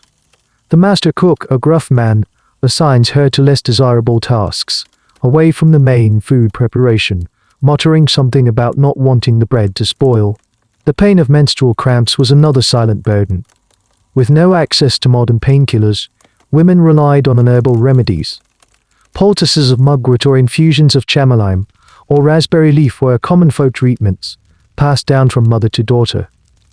Their effectiveness was likely limited, but in a world with few options, any potential relief was welcomed. Pregnancy and childbirth, the direct consequences of the cycle, were even more fraught with danger. In the besieged castle, a pregnant woman faces the terrifying prospect of giving birth in profoundly unsanitary conditions, attended not by a doctor, but by a local midwife whose knowledge was based on experience and tradition rather than medical science. The risk of postpartum infection, childbed fever, was astronomically high and a leading cause of death for women. You realize that for the women of the castle, their own bodies are a source of constant, cyclical anxiety. Their biology marks them as periodically unclean, subjects them to pain that must be hidden, and presents them with hygienic challenges that are almost impossible to meet in these conditions. To be a woman in this world is to live with a layer of difficulty and danger that men simply do not experience. Watching Elspeth, you see not just a kitchen maid struggling with a personal issue. You see a symbol of the immense, unwritten history of women. Their stories, their struggles, and their resilience in the face of these monthly trials are largely absent from the grand narratives of kings and battles. But here, in the quiet, desperate corners of a besieged castle, that history is vividly, painfully real. It's a silent war, fought with scraps of linen and durable teas. Every single month. The siege is finally broken, not by a heroic charge, but because the rival lord ran out of money and patience. The attacking army packs up and leaves, leaving behind a scarred landscape and a castle full of exhausted, half-starved survivors. The great gates creak open, and it feels like taking a breath after being held underwater for too long. But the departure of the enemy doesn't bring an end to the castle's problems. It only ushers in a new and more insidious phase of suffering. The long, dark winter gives way to a weak, watery spring, which then bleeds into a sweltering, humid summer, and with the heat comes the plague of the flies. They arrive in buzzing, black clouds. The makeshift dunghills inside the bailey, the overflowing cesspits outside, and the general filth left over from the siege become a paradise for them. They breed by the millions in the warm, decomposing waste. The air, which you thought could not get any worse, takes on a new quality, a constant, crawling, buzzing energy. It is impossible to escape them. They are in the kitchens, manding on the food. They are in the great hall, swarming around your head as you try to eat. They are in the barracks, landing on your face as you try to sleep. The sound of their buzzing is a constant, maddening soundtrack to the day. The heat and the flies are a deadly combination. The sun beats down on the castle, and the stench of decay, suppressed by the winter cold, is released with a vengeance. The cesspit mountain becomes a fragrant, steaming volcano of filth. Food spoils almost instantly in the oppressive heat. A piece of meat left out for an hour is covered in flies, and soon after their eggs. And then the summer sickness begins. It's different from the winter coughs. This is a sickness of the gut. A new, more violent wave of dysentery sweeps through the castle, far worse than what was experienced during the siege. The children and the elderly are the first to succumb. The barber surgeon is overwhelmed, his medieval remedies powerless against what is clearly a waterborne or foodborne epidemic. This is the great, grim engine of medieval demographics. A bad summer, following a hard winter or a disruptive event like a siege, could kill a significant percentage of a community's population. It's a one-to-punch malnutrition and weakened immune systems from the winter, followed by an explosion of bacteria and disease vectors in the summer heat. Historians and paleopathologists who study skeletons from this era can often identify these cycles. They can see evidence of childhood malnutrition in the growth patterns of bones, hair lines, and signs of chronic infection. The debate often revolves around the specific pathogens. Was it typhoid, a virulent strain of E. coli, cholera without surviving tissue samples? It's hard to say for sure, but the grim results are etched into the bones of the dead. You see the toll it's taking everywhere. The castle, which should be bustling with the work of recovery, is sluggish and mournful. The chapel bell tolls for another funeral almost every day. People walk with a stoop, their faces gaunt, a fly-swatting hand in constant motion. The prevailing medical theory, of course, blames the miasma, the bad air. The foul stench rising from the filth is believed to be the direct cause of the disease. In their view, the flies are an annoyance, a product of the decay, but not the cause of the sickness itself. They are treating the symptom, the smell, rather than the root cause, the germs. This leads to a series of desperate, and ultimately futile, countermeasures. Large bonfires are lit in the bailey, burning aromatic woods like pine and juniper. The idea is that the good smoke will drive out the bad air. It just adds another layer of smoke to the already thick atmosphere. People carry cloths soaked in vinegar to press against their noses when they have to cross the bailey. The air is filled with the scent of burning herbs, vinegar, and death. The summer, which should be a time of bounty and relief, has become the most dangerous season of all. The sun, the source of life, has become an accomplice to death, incubating the invisible enemies and the filth all around you. The heat is not a gentle warmth, it's an oppressive, suffocating blanket that seems to accelerate the process of decay. You lie on your straw pallet at night, sweating in the humid air, listening to the buzz of the flies and the coughing of the sick. You feel a profound sense of hopelessness. You survived the siege, but you wonder if you will survive the peace. The enemy army was a visible, tangible threat. This enemy is invisible, relentless, and it is already inside the gates. It's a war fought on a microscopic level, and your side is losing badly. As the summer sickness rages on, a new fashion accessory begins to appear among the castle's more well-to-do inhabitants. You first notice it on the lady of the castle. As she walks through the bailey, holding a perfumed cloth to her nose, you see a small, ornate metal ball hanging from a chain around her waist. The word pomander comes from the French pomme d'ambre, meaning apple of ambergris. Ambergris, the waxy substance from the intestines of sperm whales, was a fantastically expensive and highly prized aromatic. While only the wealthiest could afford true ambergris, the principle was widely adopted using other, more accessible ingredients. The pomander is the physical manifestation of the miasma theory of disease. If bad smells can make you sick, it logically follows that good smells can keep you healthy. A pomander was, in essence, a personal, portable air freshener, a small, hollow globe of silver or gold, often intricately carved and perforated, designed to hold a ball of aromatic substances. You see the barber surgeon conferring with the ladies' handmaidens, helping them prepare the fragrant mixture. They are pounding spices in a mortar and pestle, cloves, cinnamon, nutmeg, and mixing them with a sticky, resinous gum like Stora X or benzoin. They might also add dried flowers like lavender and rose petals, and a fixative like musk secretion from the musk deer to make the scent last longer. This fragrant paste is then rolled into a hard ball and placed inside the metal sphere. The resulting object is a concentrated little bomb of pleasant smells. When the lady walks through a particularly foul-smelling part of the castle, She can lift the pomander to her nose and inhale its sweet, spicy fragrance, creating a small, personal bubble of aromatic protection against the dangerous miasma. It is, of course, completely useless against the actual causes of the disease, the bacteria in the water and the germs carried by flies. It's the medieval equivalent of trying to stop a bullet with a pot of potpourri. But its psychological power is immense. In a world of overwhelming stench and invisible danger, the pomander offers a sense of control, a tangible tool to fight back against the perceived threat. Soon, others who can afford it are sporting their own versions. Knights carry simpler, leather-bound pomanderettes. The castle priest has one that releases a scent of frankincense. It becomes a status symbol as much as a health precaution. The quality and complexity of the scents in your pomander broadcast your wealth and sophistication. This leads to a fascinating historical question: did they really believe this worked, or was it just a way to make life more pleasant? The answer, as with so many things, is likely a mix of both. The medical texts of the time are clear in their recommendation of good airs and aversions to foul airs.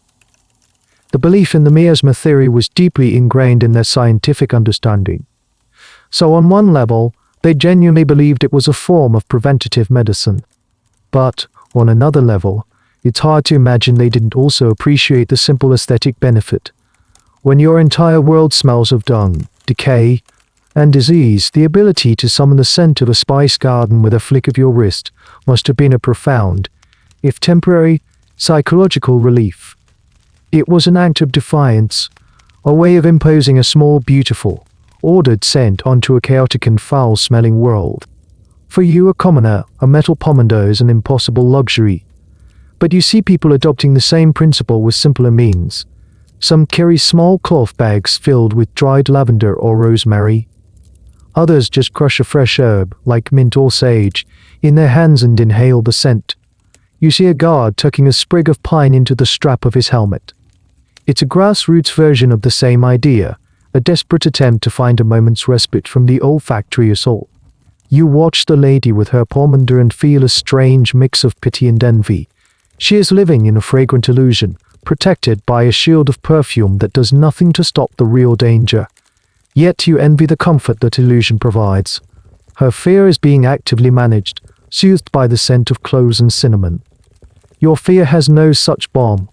You are left to face the stench, and the reality it represents head-on. The pomander, you realize, is a perfect metaphor for the medieval approach to hygiene and health. It is an elegant, well-crafted, and deeply considered solution to the wrong problem. It's an attempt to treat a symptom, the smell, as if it were the cause, all while the true, invisible enemy continues its deadly work unabated. You've survived the garderobe in summer and winter. You've seen the Lord's private, luxurious version. You understand the grim endpoint of the whole system in the cesspit below. But there's one detail of the daily ritual that remains a persistent, nagging mystery. It's the moment after you've used the hole in the stone, the moment of cleaning. For the Lord it was a soft drag. For you, it has been a frantic search for a suitable leaf. But what was the standard, day-to-day solution for the average castle dweller? You start paying closer attention, observing the comings and goings at the communal latrines. And you begin to notice something. Tucked into a corner of the stone chamber, sitting in a bucket of murky water, is a stick. It's about the length of your forearm, worn smooth with use, and slightly discolored at one end. This is it, the infamous, and poorly understood, toilet wand or MPF stick. The concept is simultaneously simple and horrifying. It's a reusable toilet paper alternative. After finishing your business, you would take the stick, use the end to clean yourself, rinse it in the bucket of water provided, and place it back for the next person to use. You watch as a gruff man-at-arms uses it, his movements practiced and casual. He gives it a quick, perfunctory swish in the bucket and drops it back in with a splash. He doesn't even seem to think about it. For him, this is as normal as tying his shoes. For you, it's a moment of profound culture shock. Every instinct in your 21st century brain is screaming in protest. The sheer number of unwritten questions is overwhelming. How often is the water in that bucket changed? Once a day, once a week? Does anyone ever scrub the stick itself? Is the water just water, or is it mixed with something else, like vinegar or salt water, which were known to have mild antiseptic properties. This is where you crash headlong into one of the most intense and, frankly, weirdest debates in the field of medieval history. The evidence for these sticks is tantalizingly scarce. They are mentioned in some texts, but often ambiguously. The most famous predecessor is the Roman ex wallow spongium, which was a sponge attached to a stick, kept in a bucket of salt water in communal latrines. The medieval version seems to have been a stripped-down, spongeless evolution of this idea. Archaeologists have found smooth, worn sticks at the sites of medieval latrines, which seems to support the theory. But the interpretation of these artifacts is hotly contested. A smooth stick could have been used for 100 other things. Skeptics argue that the use of more disposable materials, like moss, hay, or leaves, was far more common and that the communal toilet stick is an overblown myth based on a few obscure references. Proponents, however, argue that in a resource-scarce environment, especially within the tight confines of a castle, a reusable tool makes a certain kind of brutal economic sense. Why constantly forage for fresh leaves when one durable tool could serve the entire garrison? The debate rages on in academic journals and online forums. Was it a widespread, common practice, a regional peculiarity, or a rare solution for specific situations, like in a monastery or a barracks? We simply don't know for sure. It's a gap in our knowledge of their most private moments. You stand there faced with the grim reality of the stick in the bucket. To use it feels like a violation of some fundamental law of nature. To not use it means another desperate, undignified scramble for leaves. This single, waterlogged piece of wood represents the vast between your world and this one. It's a symbol of their radically different understanding of cleanliness, privacy, and community. The concept of personal hygiene literally stops at the door of the latrine, where a communal tool takes over. You also have to consider the material. A stick, even a smooth one, is not exactly gentle. The risk of scrapes, splinters, and subsequent infections must have been significant. In a world without antibiotics, even a small, unclean wound could fester and become a serious medical problem. It's another layer of casual, daily risk that everyone just accepted. You think about the lord with his soft linen rags, washed by a servant. The social hierarchy of the castle extends to the most intimate act of cleaning. The texture of your toilet paper, or lack thereof, is a direct reflection of your place in the world. After a long internal struggle, you decide to pass. You back out of the garderobe, leaving the mysterious stripping stick for the next person. You will take your chances with the dock leaves. You decide are better left unexperienced. You have your limits. The communal toilet stick is your limit. The memory of it, however, the smooth, dark wood, the murky water will be impossible to scrub from your mind. It's a testament to human adaptability and a chilling reminder of how much of history is truly, deeply, and personally disgusting. The summer of sickness eventually gives way to a mild, forgiving autumn. The castle and its inhabitants have survived, albeit thinned out and weakened. And now, as life returns to its normal, grinding rhythm, you start to notice the castle's smallest and most resilient residents, the children. They are not the coarsed, dead, protected creatures of your own time. They are tough, weary, and semi-feral, growing up in the cracks of this harsh environment. You see them everywhere, darting through the bailey, their faces smudged with dirt and their bare feet calloused from the rough ground. You watch a group of them playing a game near the blacksmith's forge.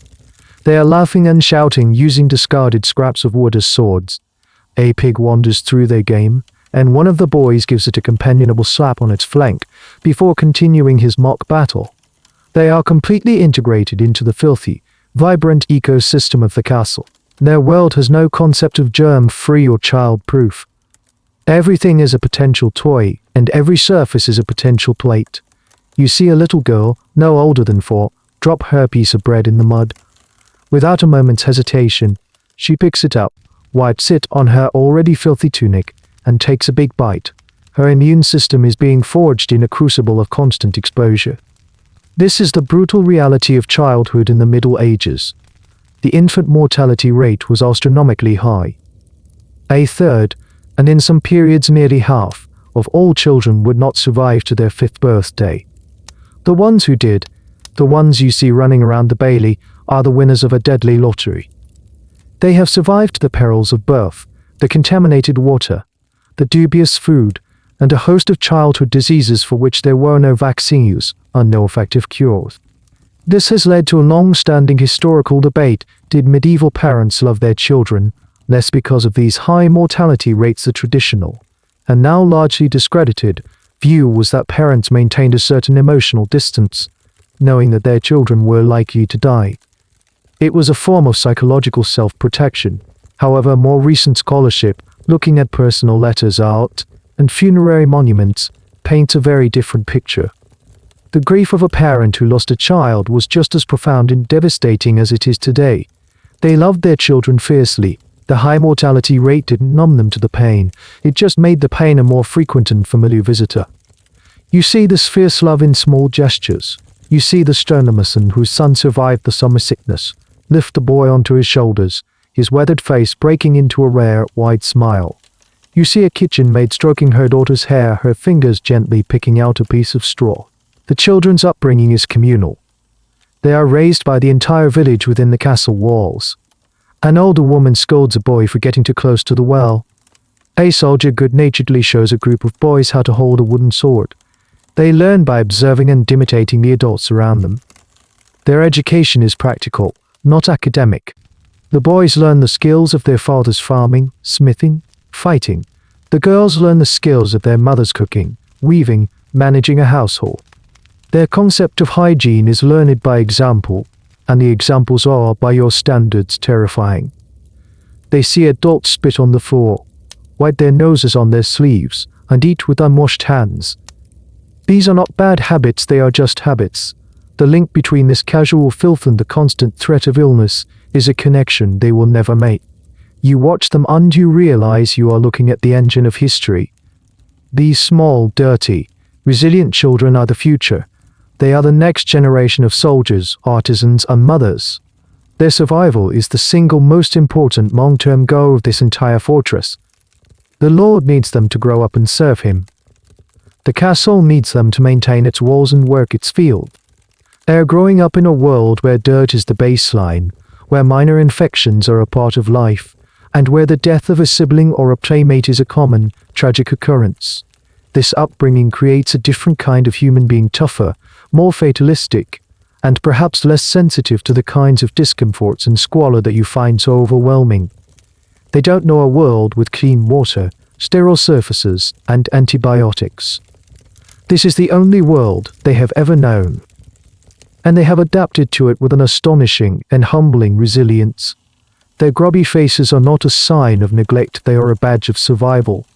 After months trapped within the suffocating confines of the castle walls, you are given a task that feels like a blessing: to accompany one of the senior servants on a trip to the nearby market town. The siege is a distant memory, trade routes have reopened, and the castle needs supplies that it cannot produce itself, like salt iron, and perhaps some finer cloth for the lady. As you pass through the great gate and leave the castle behind, the feeling is one of liberation. The air, for the first time in what feels like an eternity, seems fresh and clean. You can smell damp earth, green leaves, and the distant scent of the river. You look back at the castle, a great grey, imposing mass of stone. From out here, you can almost forget the stench and the grime contained within its walls. It looks noble again. The journey to the town, only a few miles, is a revelation. You walk along a rotted dirt track past fields where peasants are working, their backs bent under the autumn sun.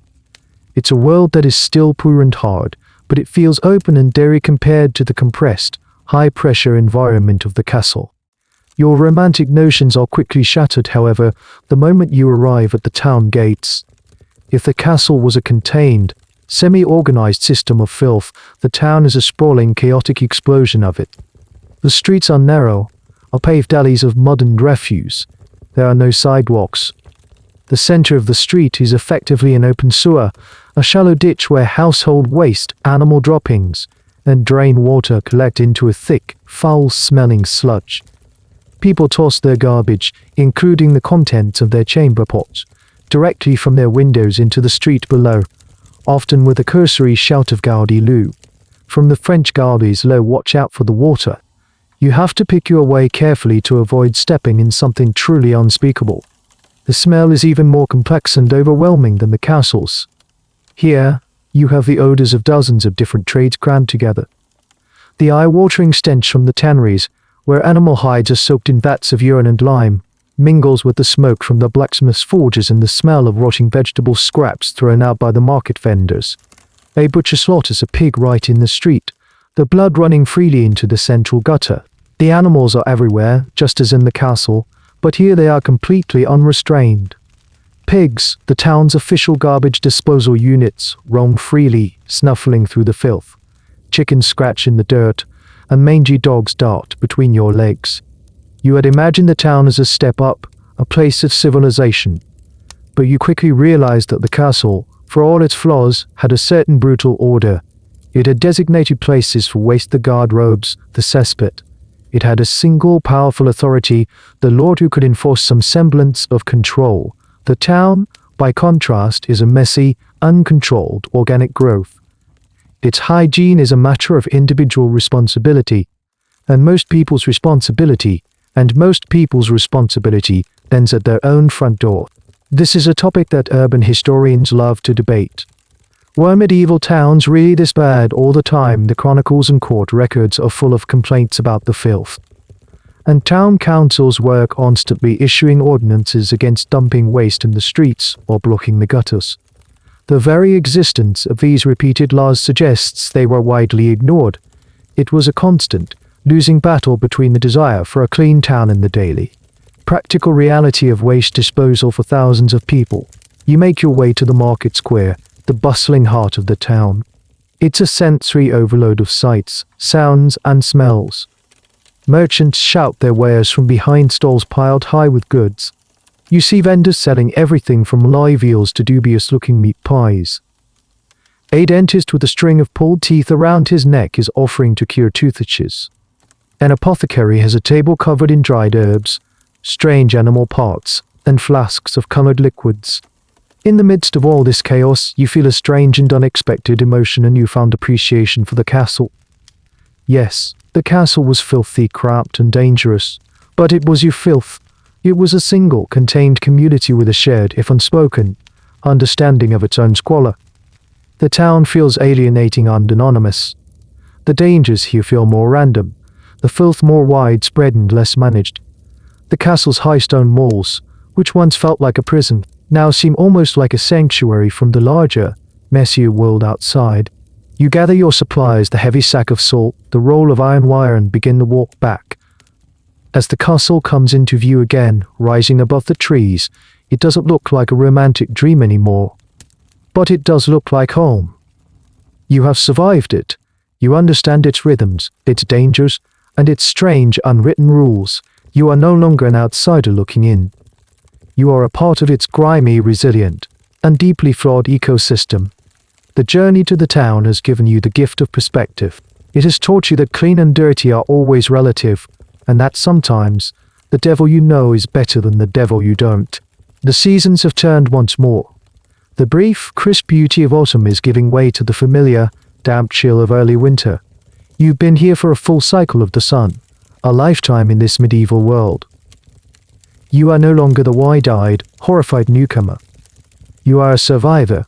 You are calloused, you are thinner, and you are tougher in ways you never thought possible. One afternoon, a heavy, persistent rain begins to fall. It's not a violent storm, but a steady, soaking downpour that lasts for hours. At first, it seems like just another misery, turning the Bailey back into a familiar sea of mud and making the ever-present chill feel even deeper in your bones. But then, something remarkable happens. The rain is so relentless, so thorough, that it begins to wash the castle. You stand under the meager shelter of a stable overhang and watch the transformation. The steady drumming of the rain on the thatched roofs is a soothing, monotonous sound. Water streams down the great stone walls, washing away a year's worth of accumulated dust and grime. The dark stains beneath the garderobe chutes are diluted and run in muddy rivulets towards the moat. The Bailey, which has been a churned-up mess of mud, manure and refuse, is being flushed. The water pools and then finds its way towards the drains, carrying with it the loose straw, the chicken droppings, and the general detritus of daily life. The air itself begins to change. The rain seems to scrub the smells from the atmosphere. The thick, complex funk of smoke, bodies, and decay is replaced by the clean, earthy scent of wet stone and damp soil. A scent you recognize from your old life, and it's so unexpected and beautiful that it almost brings tears to your eyes. Even the great cesspit mountain outside the walls seems subdued, its surface washed clean, its odorous steam beaten down by the sheer volume of water. The world for a few hours is being baptized. This event highlights a seldom discussed aspect of medieval sanitation, the role of nature itself. For all their own often misguided efforts to stay clean, their greatest ally was often a simple downpour. A heavy rain or a spring flood could do more to cleanse a town or a castle in a day than the inhabitants could do in a year. Historians who study public health in the pre-modern era often note the seasonal nature of this cleansing. The filth would accumulate for months and then be flushed away by the elements. It was a boom and bust cycle of sanitation. The rain finally subsides as dusk begins to fall. The clouds part and a pale watery sunlight breaks through, glinting on the wet surfaces. The entire castle looks different. It shines. The slate roofs are a deep, dark grey. The stone walls look freshly quarried. The puddles in the bailey reflect the evening sky like mirrors. A profound quiet settles over the castle. The rain has driven everyone indoors. And now, in its aftermath, there is a sense of common peace you have never experienced here before. You step out from under your shelter. The air is so clean it feels sharp in your lungs. You take a deep, deliberate breath. The first truly clean breath you've taken in a year. It won't last, of course. You know this. Tomorrow the chickens will be out again. The horses will leave fresh manure. The kitchens will produce more scraps. And the endless, slow accumulation of filth will begin anew. This moment of purity is fleeting, a temporary truce in the long war against grime. But right now, in this moment, the castle is beautiful. You look up at the keep, its wet stone glowing in the last light of the day, and you feel a sense of profound connection to this place. You have seen it at its absolute worst, besieged, diseased, reeking, and overflowing with its own waste. And now you are seeing it at its best, washed clean, quiet, and momentarily serene. You have endured everything it could throw at you. You have navigated its toilets, drunk its water, eaten its weevils, and slept with its fleas. You have felt the freezing wind of its winters and the suffocating heat of its summers. You have earned this moment of peace. As you walk across the damp, clean-smelling bailey towards the barracks for another night on your straw bed, you are no longer just a visitor. You are a part of the castle's story. Your sweat is in its stones. Your survival is a testament to the resilience you never knew you had. The rain has washed the castle, but it feels like it has also washed you, cleansing away the last of your 21st century horror and leaving behind a quiet, weary acceptance. This is your world now, and for the first time, that thought doesn't fill you with dread. It fills you with a strange and quiet sense of peace. The memory of the rain-washed stone begins to soften, its sharp edges blurring as you drift. The world of the castle, with its urgent, smelly reality, starts to recede, its noises fading into a gentle hum. You are no longer standing in the cold, damp bailey. You are somewhere warmer now, somewhere softer. The straw beneath you is no longer scratchy and filled with tiny, unwelcome guests. It has become a cloud, supportive and light. The weight of the woolen tunic, a constant, abrasive presence on your skins, simply dissolves, leaving you feeling untethered and peaceful. The symphony of snores from the barracks fades, replaced by the soft, rhythmic sound of your own breathing. The smoky, acrid air thins out, becoming clean and sweet, like the air after that long, cleansing rain. But without the chill. You can let go of the constant, low-level tension you held in your body for so long, the braced shoulders, the wary eyes, the stomach clenched against the next assault of smells or sights. There is nothing to guard against here. The great stone walls of the castle are no longer a prison or a fortress, but a distant, dreamlike memory, like a story someone else told you a long, long time ago. The anxieties of that life, the fear of sickness, the gnawing hunger, the profound, daily discomfort, they all unspool and drift away like smoke on the wind. You are floating now, in the quiet, peaceful space between waking and sleeping, a silent observer of your own journey into rest. The end of the article. Good night.